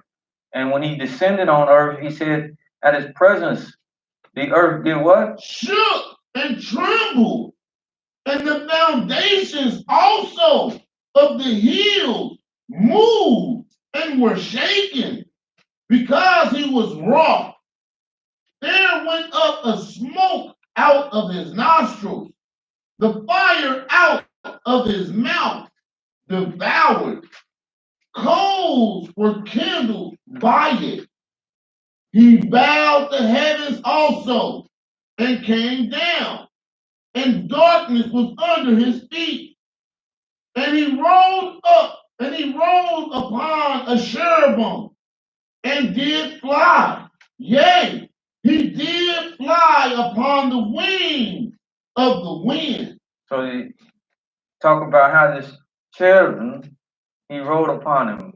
But in other words, he assisted him in his coming. That, so we can tie this together, what Ezekiel is seeing. That's why you see these cherubims in the book of Ezekiel, and it's talking about the glory. Because you'll notice that all of it's talking about the coming of the Most High Yah. Psalm 80. These cherubims are always around to signify the presence of the Most High Yah. Hallelujah. Psalms 80.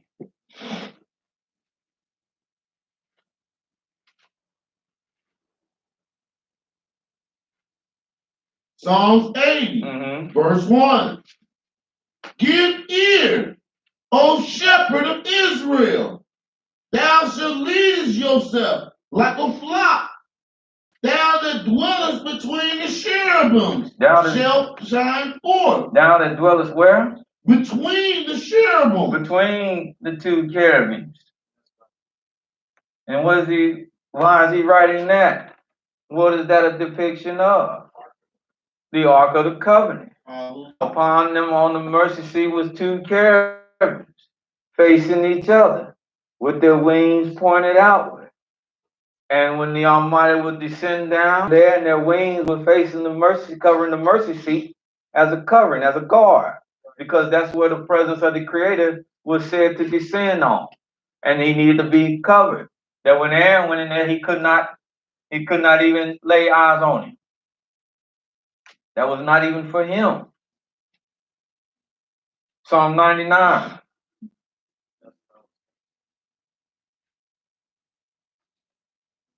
That was Psalms 80. Psalms 80. Psalm 99. Hallelujah. That Yahweh reigneth. Yah reigns. Let the people tremble. So let people tremble. He sitteth between the cherubim. He sitteth where? Between the cherubim. And that backs up. That backs it up. Psalms 8 and Ezekiel. And it's going to back up what he instructed us to do in the book of Exodus. If we turn there.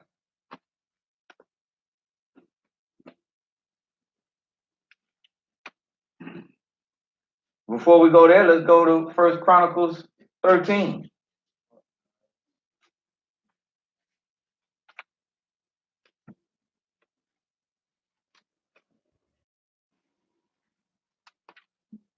First Chronicles.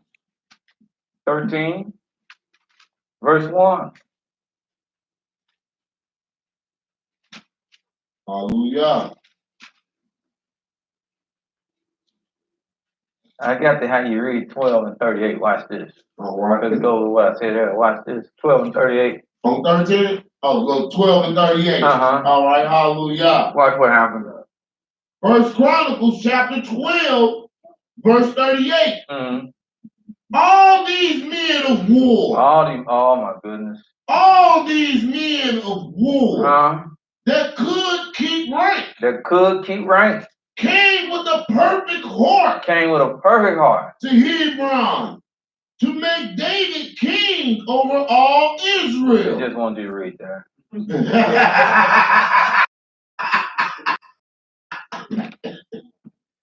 No grace there, Ken. Just wanted you to read that. Well, we're on one heart to make David king. I just want you to read that. Now Hallelujah. go 13 and 1. First Chronicles chapter 13, verse 1. You want to start verse 1? Yes. And they consulted captains of thousands and hundreds, and with every leader. And David said unto all the congregation of Israel, if it seem good unto you, and that it Yahweh our Elohim, let us send unto our brethren everywhere that are left in all the land of Israel, and with them also to the priests and Levites, which are in their cities and suburbs, that us, and let us bring again the ark of our Elohim to us, for we inquired not at in the days of Saul. And all the congregation said that they would do so, for that was right in the eyes of all the people. So David gathered all Israel together from Sihor of Egypt, even unto of Hemath, to bring the ark of Elohim from Kajath Yarim. And David went up in all Israel to Baalaha, that is to Kajath Yarim, which belongeth to Judah, to bring up thence the ark of Elohim of Yahweh, that dwelleth between the cherubims. Again, that dwelleth between what? The cherubims. Whose name On it. is called on it. Hallelujah. So he dwelleth between the cherubims. And like I got these cherubims, that's how they are. They're a certain set, a certain order. So when you see them, you're seeing them be.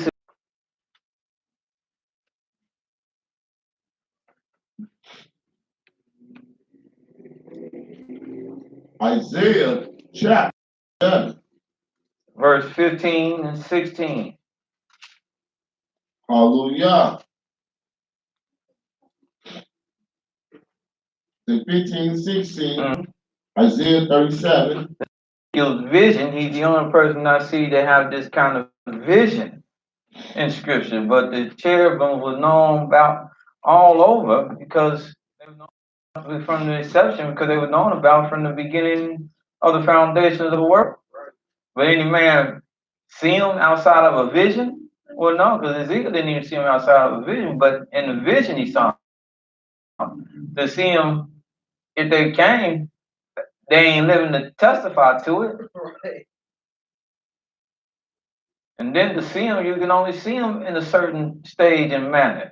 That's why no man, you walk out there today and now people, that's what the Gentiles and heathen, that's what they've been doing, calling themselves going to Africa, looking for the tree of life. And they looking for the sword. Man, that with the literal sword. That's, fool, you can't see that. This is spiritual. I watched a documentary that they said that they found the Garden of Eden, and it's actually in Asia. They'll tell you anything. Well, they call that part, but they call the reason why they said they call part of the world Asia. Yeah, that's The what Middle East, they call that part of the world Asia. Yes, sir. Yes. Because he's saying when the about, he's saying when you look They call, right down the yes. what's talking about where the land where there's many pearls and much pearls will be found, yes. and that is the only place on call that, and they it's call, always in abundance. Yes, they call, and that's why the further you go, they call that Far East. Mm. Then they coined the phrase Middle East. But then the further you go, like into China and Indo-China and Indo-Europe, they call that the Far East. But they call that also Asia. That's why the Muslims call themselves the Asiatic black man. We need to get us some. I think we'll be good to try to get hold of some of those ancient or we're gonna get some maps. We're gonna get things some like that. Yes, sir. I think that really I think that brings a lot of things. Yes, where sir. we can really see what's been going on. Because a lot of that far apart. Because when there is a book that I have and the view I have of the world is this, and it's not only in that book, but it's a view of the ancients, and this was the early European model as well. Yes, sir. And the view that I have of the world, you see it is something like this.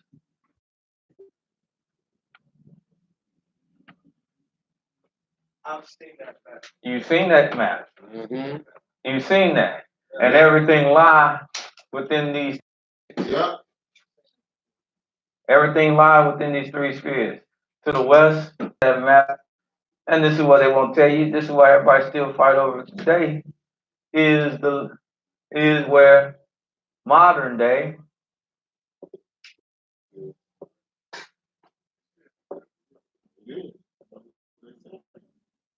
And that's why they fight over it today. Because if I can control it, as it is, not talking about Jerusalem, the strip, the little 100-mile strip that they've given to the Jewish people. Right. I'm talking about the land of Canaan and the Jerusalem as it sits there. If I can control the land of Canaan, touch everywhere. I can touch everywhere. That's why the Europeans put them there to be eyes and ears and easy access to launch from all over, from right there, all throughout all the world. That's why the Crusades was so important, because when I controlled all the ports of the land of Canaan and all, I could control the world. That's why the Creator said it is the glory of all lands, because it is all the earth of the earth. Oh God. Do you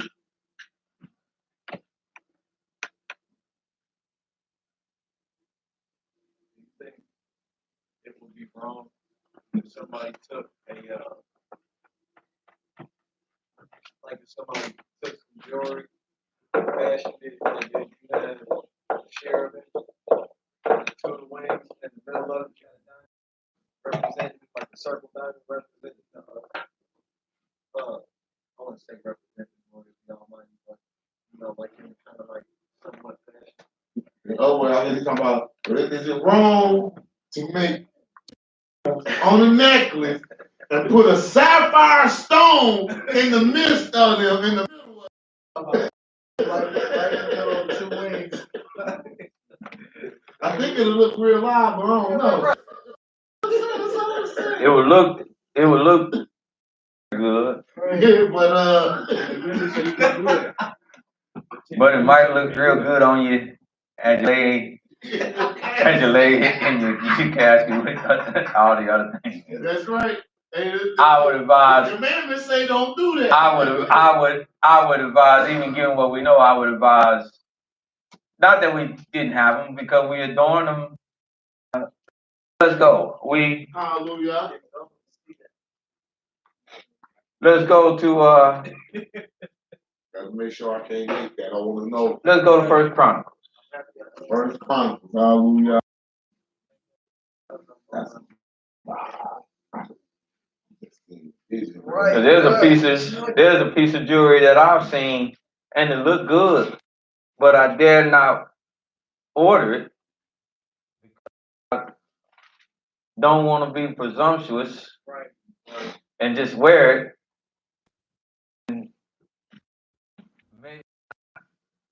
And maybe shouldn't be wearing it. And it's just a little mini rendering of jewels that Aaron would wear on his breastplate. And have all the jewels on it, the different jewels. Yeah, on the breastplate. Right.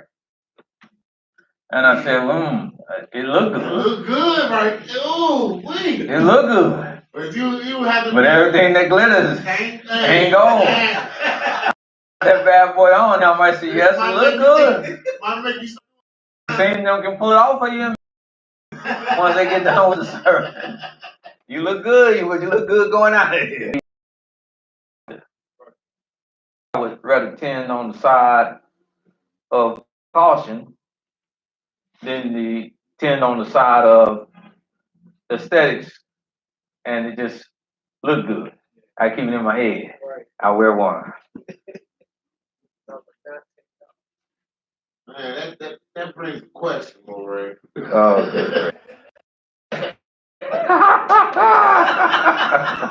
Oh, why'd you get me started, boy? No, I was just sitting here, hallelujah, I was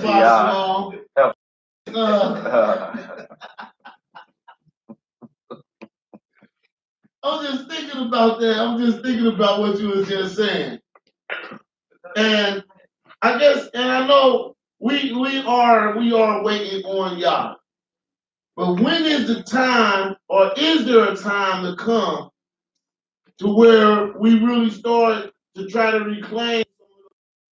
And I say that because one thing I've noticed that we have started to reclaim our dress attire. We started to reclaim one on the four corners of our borders. So that's why I'm asking that. When is to come? I know we're waiting, but is the time when we are to start implementing or trying to bring forth some things to life, or bring forth some of these things to our physical? Yes, and it is a time, and that time is when the Almighty delivers.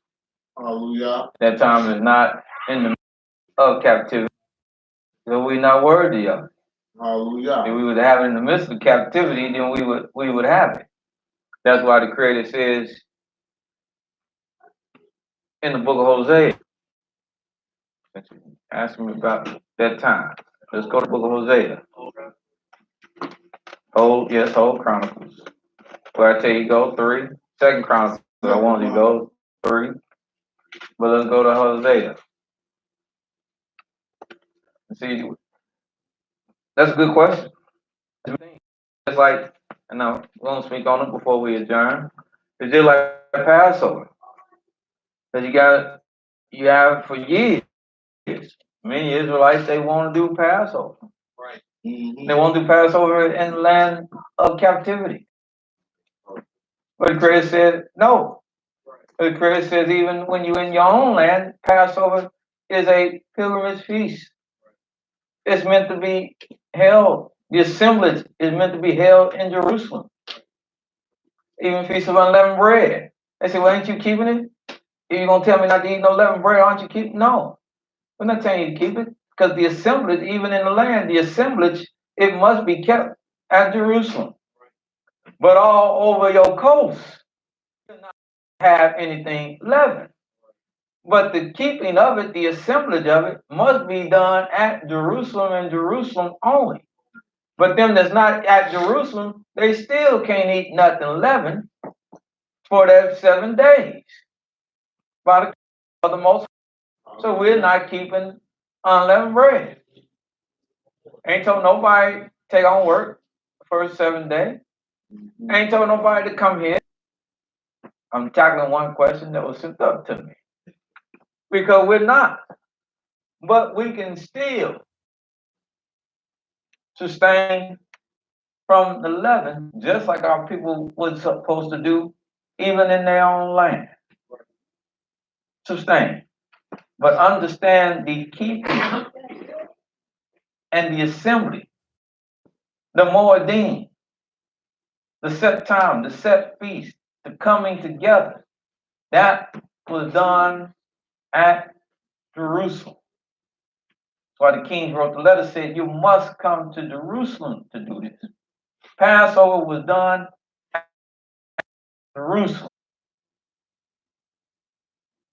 Once Jerusalem was established as a capital, that was the place, and they say, well, why not? See, the big difference is, well, why can't? Well, where we don't have the place where the Almighty chose to place his name at. They said, oh, I got you. They kept goodness. But they had the place that Yahweh chose to place his name at. And that was the meeting tent of the tabernacle. Yes, sir. Because that was the same tabernacle they would pitch at Shiloh. Yes, sir. And they went there yearly to keep the Passover. He was among us. And that tabernacle at Shiloh it went to another place, and then it became the temple or the basis for the foundation of how the temple made of brick and stone would be erected, and everything was transferred from there over to that edifice, and that became the place to house his name at. Right. And there's only one house that houses the. In the land, there's many sanctuaries. There's many sanctuaries in the land, and that was at Jerusalem. And so when you come before me, that meant you had to go to that one house where his name was at.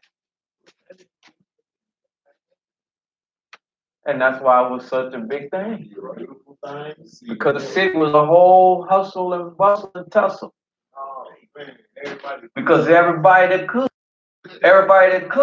them 3 times a year, that's what they did. It was one party. Man,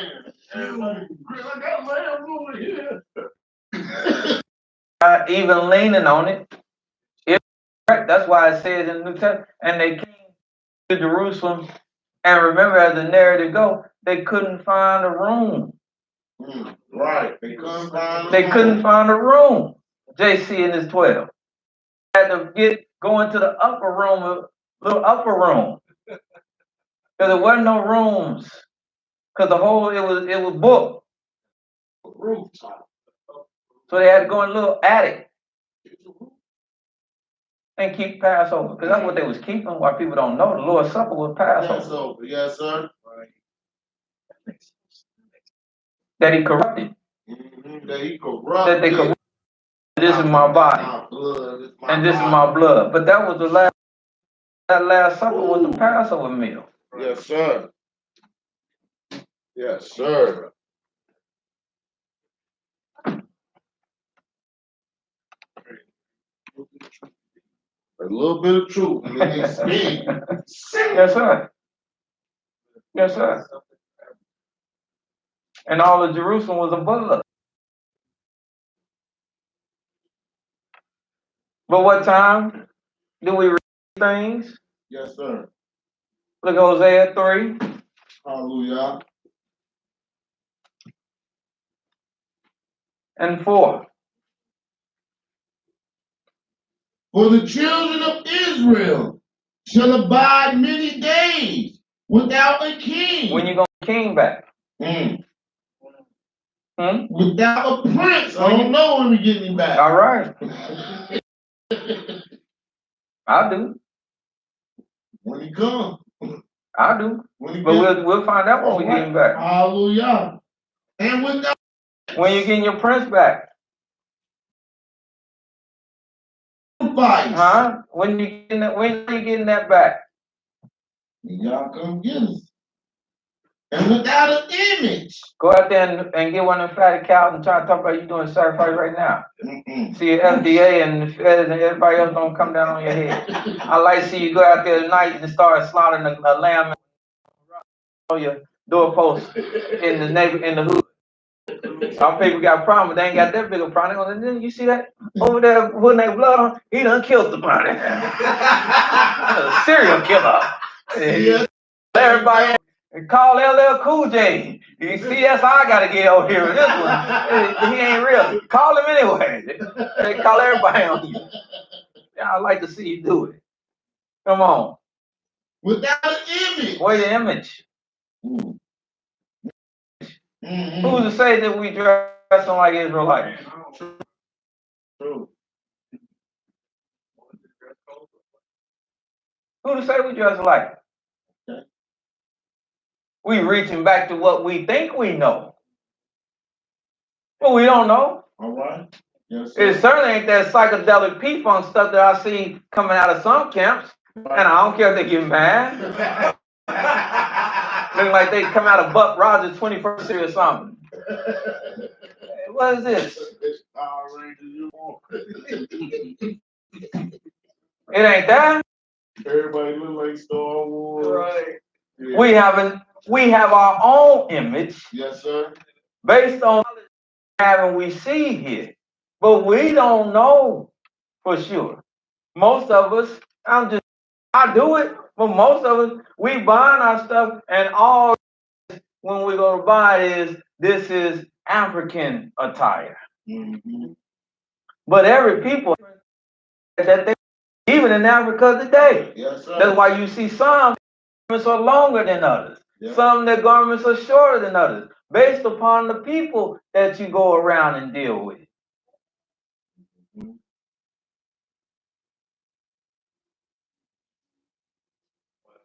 Oh, yeah. But we don't have the clear. Yes, sir. Oh, yeah. And without an ephod. Yes. And without teraphim. Yes. Afterward. After many days of not having this. Shall the children of Israel return. That's why I'm not haven't been so he ain't dressing like I told one of my brothers, I said, man, you here, you speaking humor.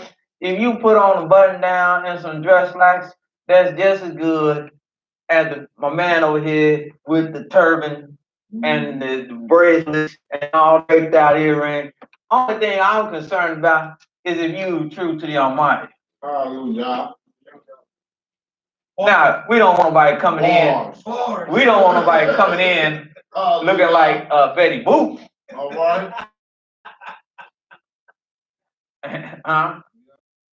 And outlandish Tony.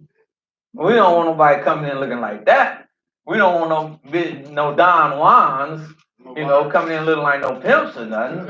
Iceberg Slims. But getting all this stuff that they ain't right because they don't look how you think they look. Okay. Yes, sir. Nah. Huh? Yes, sir. He coming with his ass. And that starts here. Yes, sir. And phone that look like that think.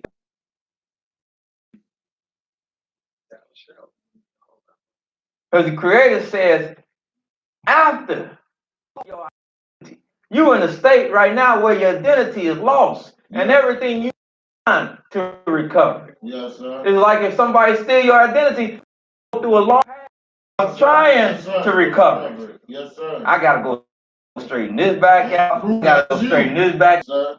And that's where we at now. A process. Hallelujah. And the first part of the process starts from within. Hallelujah. People be talking about how people looking, how they dress, and they ain't looking like an Israelite. They would have been the same people talking about Joseph. Oh my goodness. Because Joseph's brothers didn't know him when they went into Egypt. Because he looked like an Egyptian. Bars. Perfect example. They would have talked about Moses. Yes, Because when Moses saves the poor and the dark, they said, this Egyptian helped us out. Mm-hmm. Hallelujah. Greater says, the one I sent, he will not nor just by the hearing of his ears, but with righteousness. Mm-hmm. Hallelujah. It's fun. Daniel, acclimated, acquiesced. Nehemiah, acquiesced.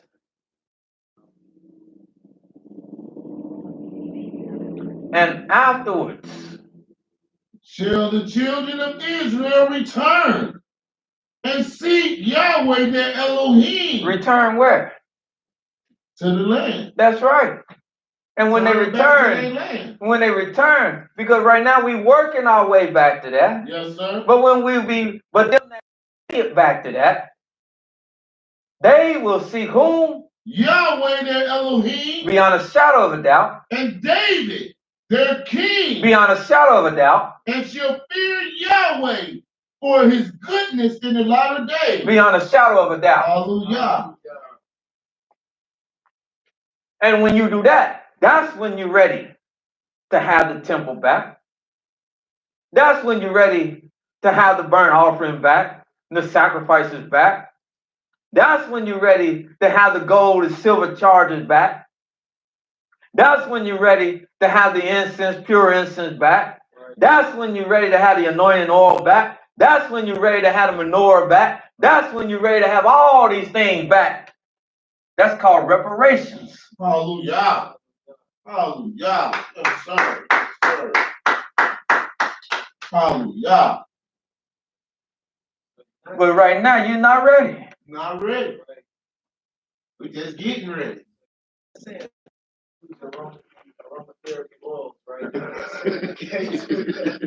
No, I'm not saying that at all. Yeah, just don't try to mix it with the Yeah, just don't make just that don't try to make apothecary that one mixture. and come out talking about you got anointing somebody. Then we got to pay you a visit.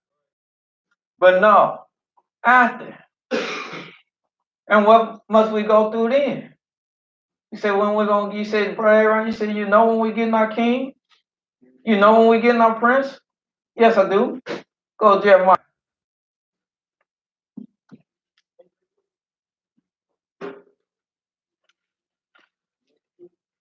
I don't know why y'all didn't know when we getting our king and our prince.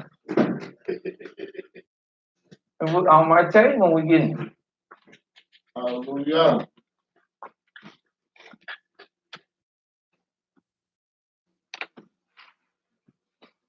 Think we should have him now?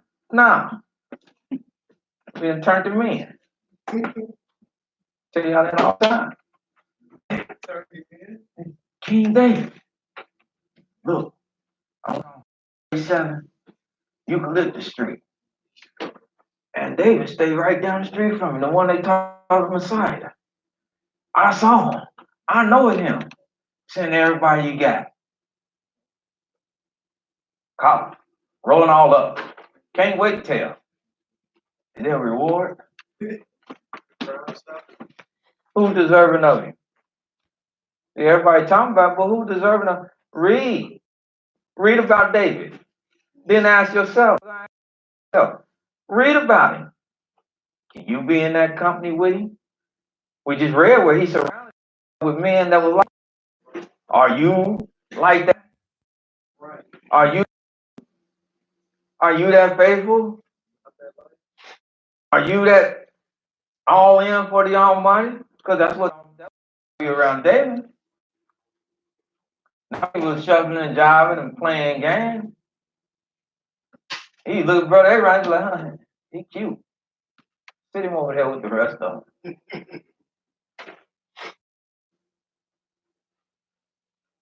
Nah, but when will we get him? We're not deserving of him right now. When will we get him?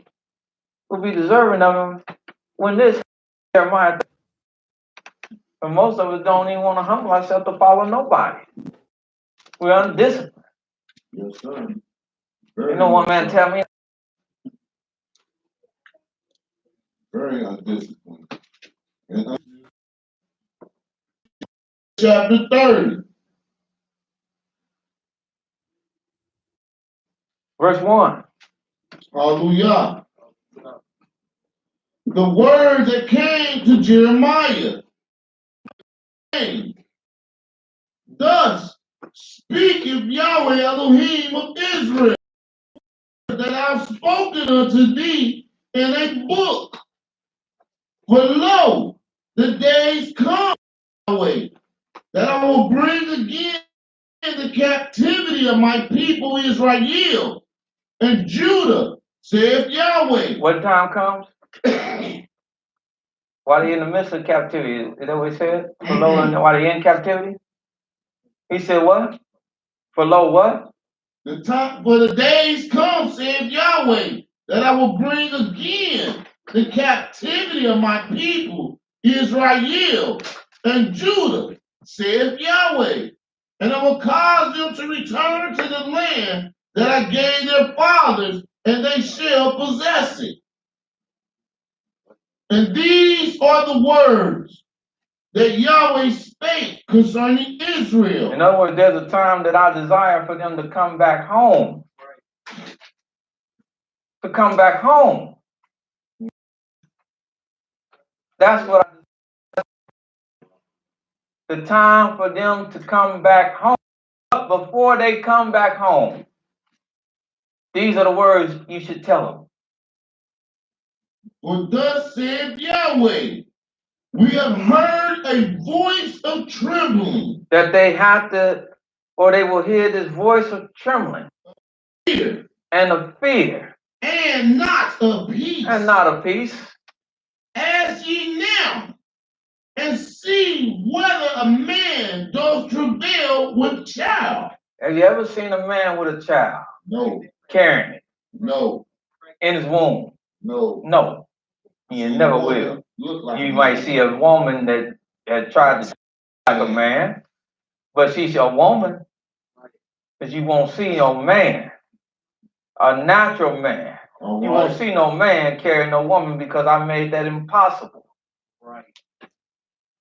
Wherefore do I see every man hands on his loins? But when I look at men at this time, I see every man look like he is in travail with woman, as a woman.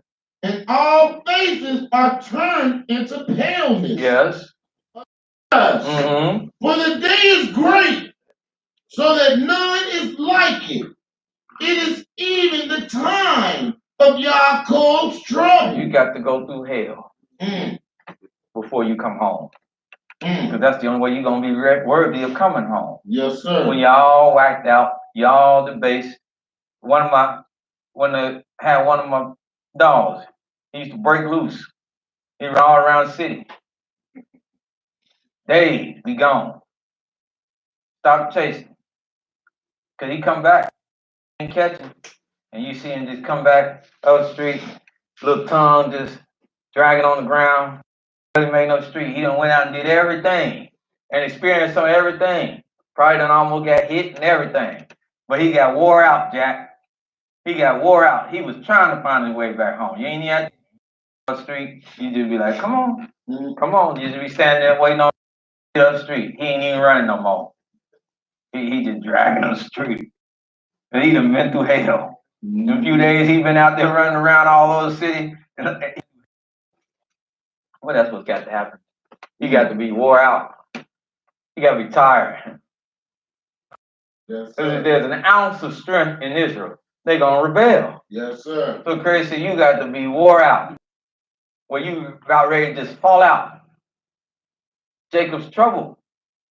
For it shall come to pass in that day, saith Yahweh of hosts, that I will break his yoke from off thy neck, and will burst thy bonds, and strangers shall no more serve themselves of him. But although this is the time of your greatest trouble, this is the time also of your liberation to come.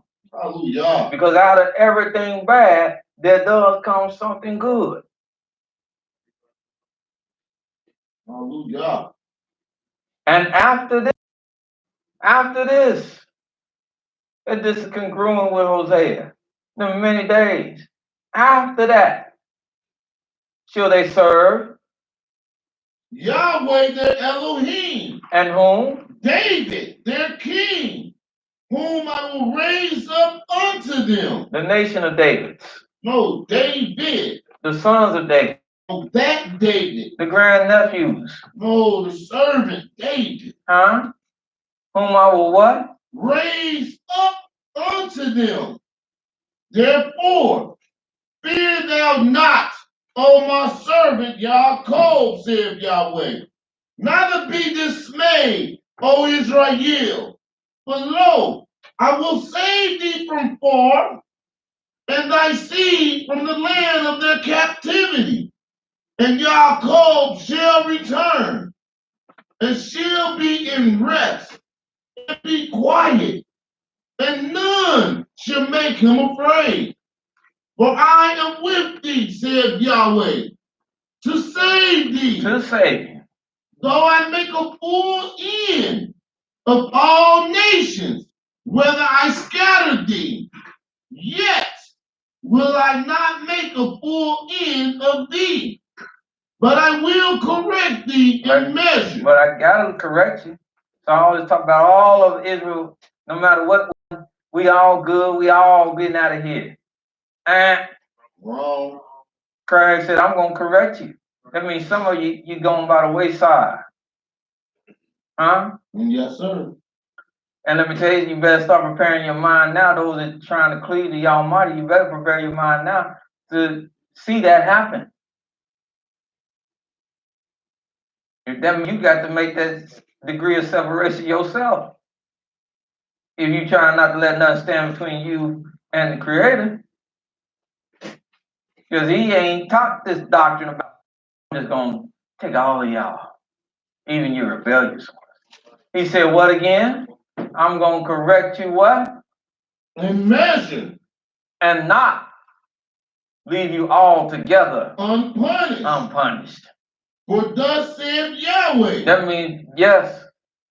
Thy bruise is incurable, Mm-hmm.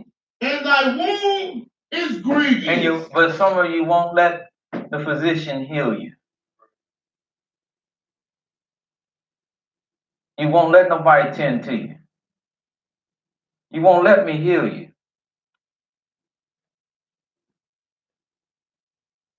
But the Creator is giving you a time and date for when you receive everything. After you've gone through hell. Drastic hell. Mm-hmm. To come back to your lowest estate where you can only recognize Him and be willing to recognize Him and serve Him and serve David, whom then I will raise up after all the hell. Then will I raise him up unto you. I let him live once through hell. Why would I want to raise him up so he can go? When I told him I promised to raise him up, it's after hell. That's everything done. It's the glory.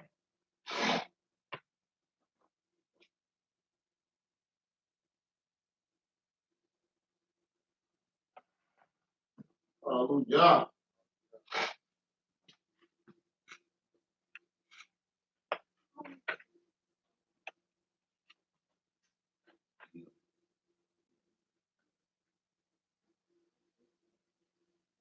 So that's when we'll get the things that we so desire. When the work is finished. Hallelujah. Who got clean enough to have the Ark of the Covenant in their midst? Nobody. Nobody. Like dude did. Who got clean enough hands to be in the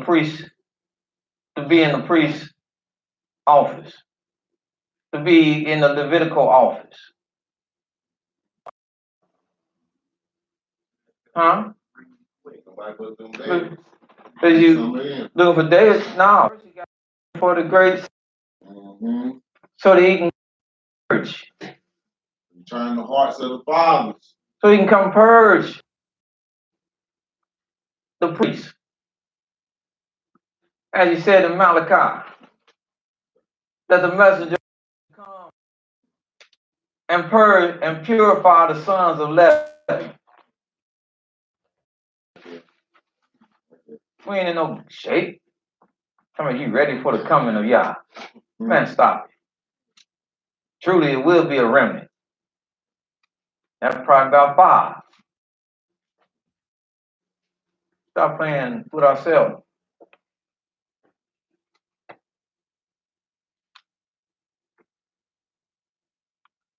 Long way to go does this man have. Yes, sir. Just starting the work of the valley of the dry bones. Did I see bone after bone?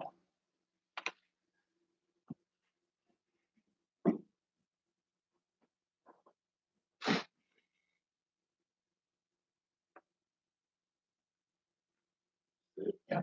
Took me away from my character. Yes, Sure. Let's go to Chronicles chapter 3. find out a little more about these. Hallelujah.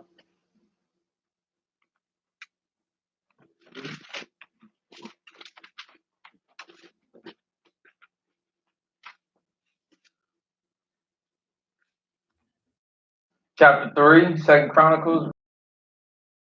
Hallelujah.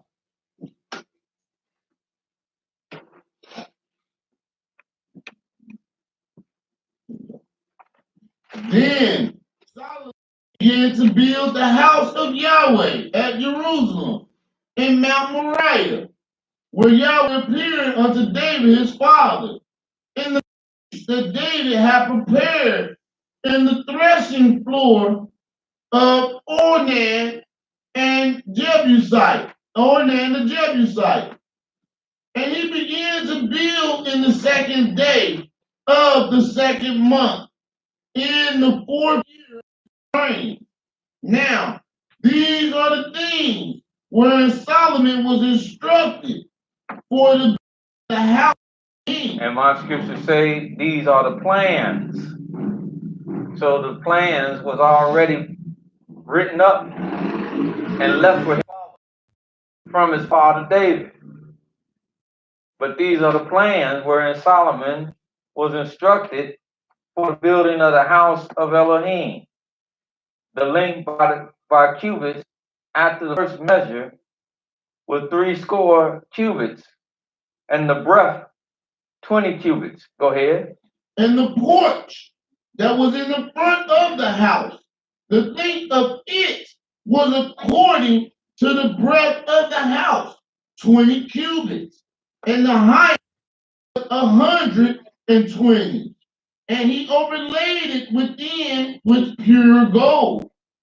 And the greater house and the greater he sealed with fir tree, overlaid with fine gold, and set thereon palm trees and chains. So inside the house, he had palm trees growing. And They used fir wood, strong wood, or fir wood, as the beams, overlaid with gold. And he had palm trees growing in the house.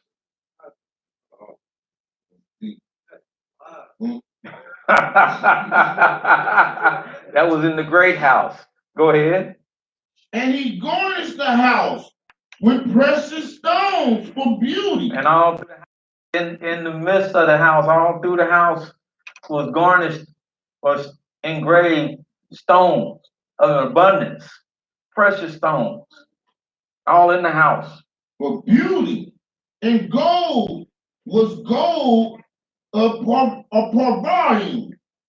He overlaid also the house, the beams, the posts, and the walls thereof, and the doors thereof with gold. Everything overlaid with gold. And graved cherubims on the wall. And he what?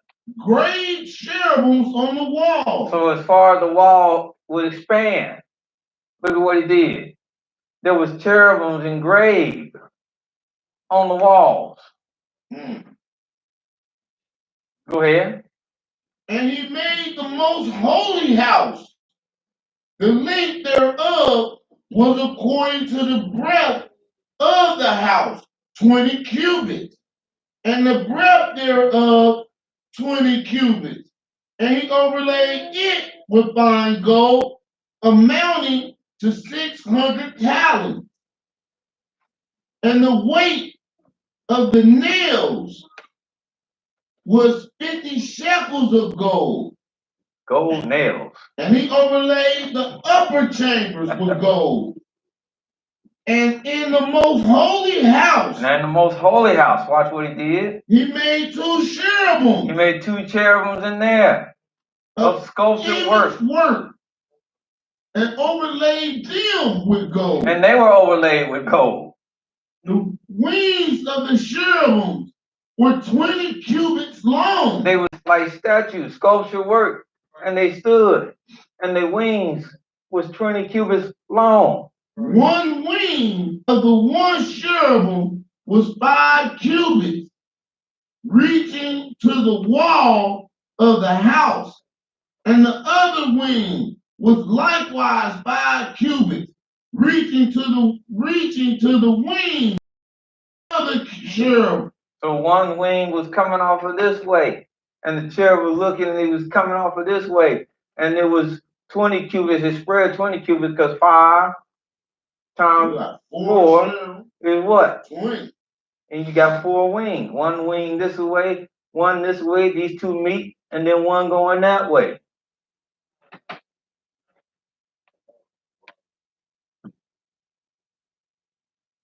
Go ahead. And the wings one of the wing. And one wing of the other cherubim was 5 cubits, reaching to the wall of the house, and the other wing was 5 cubits also, joining to the wing of the other cherub. The wings of these cherubims spread themselves forth 20 cubits, and they stood on their feet. They were standing up on their feet. And their faces were inward. And their faces were looking this way. And he made the veil of blue. And he made a veil that covered and came down of blue. And purple. And purple. And crimson. And crimson. And fine linen. And fine linen. And wrought cherubims thereon. Meaning clear. So you have purple, blue, clear. That's what the fine linen was. It was just fine linen. And they had cherubims. And crimson. A deep red. Yes, with all this. Now don't forget the gold around it. It hurt your eyes. Just open them up in there. It's going to be extremely bright. Also, he made before the house 2 pillars of 35 cubits high, and the chapter that was on the top of each of them was 5 cubits. And he made chains as in the oracle, and put them on the heads of the pillars, and made 100 pomegranates, and put them on the chains. And he reared up the pillars before the temple. And they pulled these pillars up before the temple. These pillars out, they pulled them up before the temple. One on the right hand. Placing one on the right. The other on the left hand. Placing the other on the left hand. And called the name of that on the right hand, Yashin, and the name of that on the left, Boaz. And they called the other Boaz. These 2 chapatiers, or these 2 columns. One named Boaz and one named Yakin. Go ahead. Chapter 4.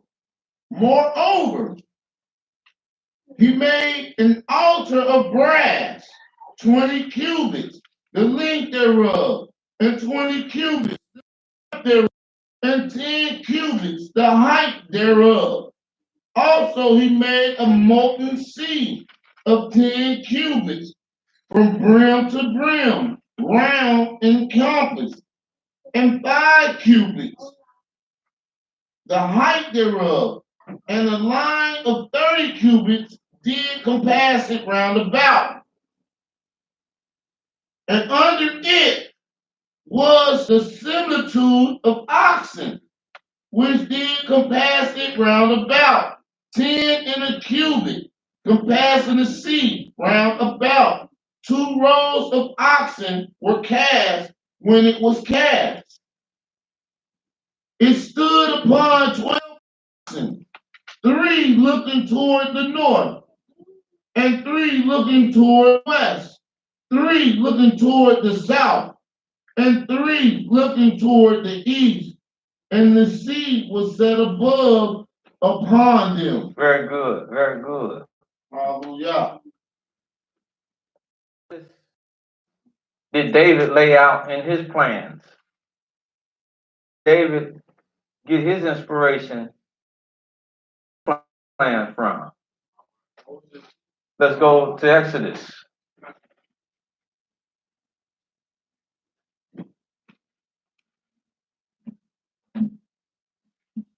Exodus. Mm-hmm. Hallelujah.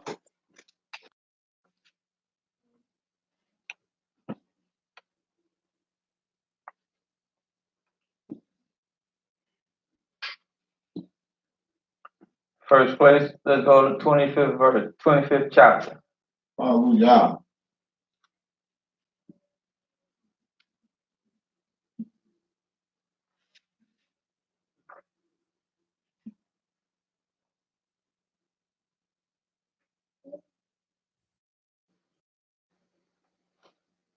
This was the mercy seat.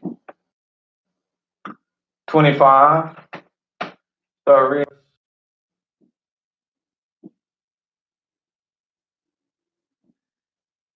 You can read verse number 1. Hallelujah. Exodus chapter 25, verse 1. And Yahweh spake, speak unto the children of Israel, and bring an offering of every man, giveth willingly with his heart, ye shall take my offering. And this is the offering which ye shall take of them: gold and silver and brass and blue and purple and scarlet and fine linen and goat's hair and ram skins dyed red and badger skins and shittim wood, oil, spices for anointing oil and for sweet incense, onyx stones, and stones to be set in the ephod and in the breastplate. And let them make me a sanctuary. And let them make me a sanctuary, that I may dwell among them, according to all that I show thee, after the pattern of the tabernacle and the pattern of all the instruments thereof, even so shall ye make it. And after the pattern of what tabernacle? The tent tabernacle that Moses erected. They're about to make the tent. So what tabernacle does he want this to look like? The tabernacle in heaven. There you go. The one where he dwells. There you go. And they shall make an ark of shittim wood, 2 cubits and a half shall be the length thereof, and 1.5 cubits the breadth thereof. Because, and I said that because now you're going to see how these cherubims, what he is telling them to do here is after the image and the pattern in heaven. So you see the cherubims are always with him in the heavens, and how glorious things are in the heavens. This coming back full circle to what Ezekiel saw when he said, and I saw the glory of the lightness, and that's why I'm seeing sapphire and amber and stones. I'm seeing these are all the same in the tent that's used in the physical house built. I'm seeing all this greatness.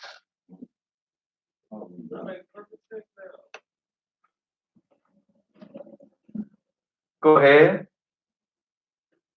Therefore, and they shall make an ark of shittim wood, 2 cubits, to be the length thereof, and a cubit and a half the breadth thereof, and a cubit and a half the height thereof. And thou shalt overlay with pure gold within,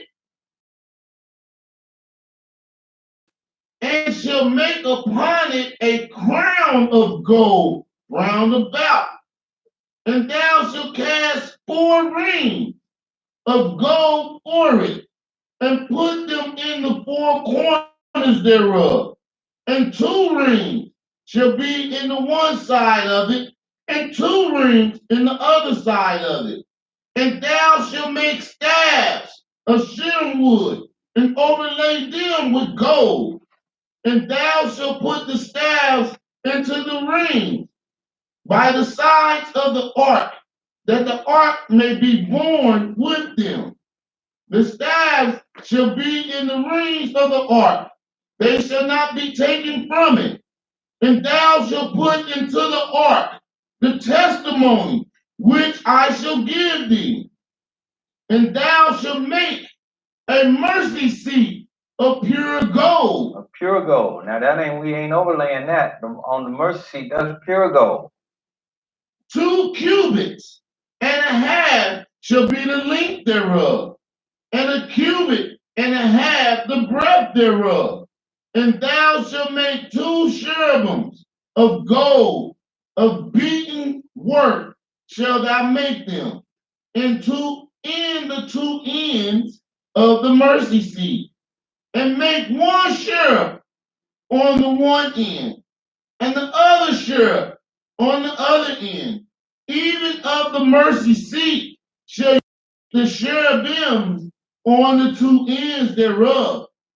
And the cherubims shall stretch forth their wings on high, covering the mercy seat with their wings, and their faces shall look one to another toward the mercy seat, shall the faces of the cherubims be.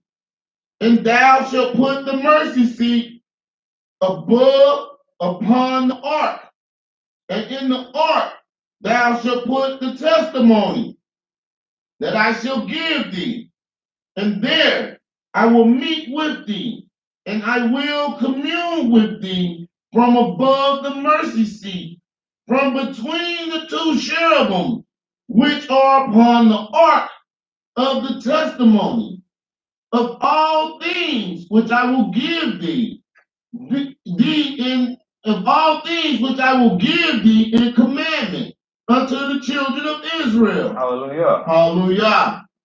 And that's what he meant, and that we see him clarify in the 7th chapter. Of all things which I will give you, Moses, upon the mercy seat when I commune with you. And that's why when we turn to Numbers, the 7th chapter, the 89th verse. Numbers chapter 7, verse 89.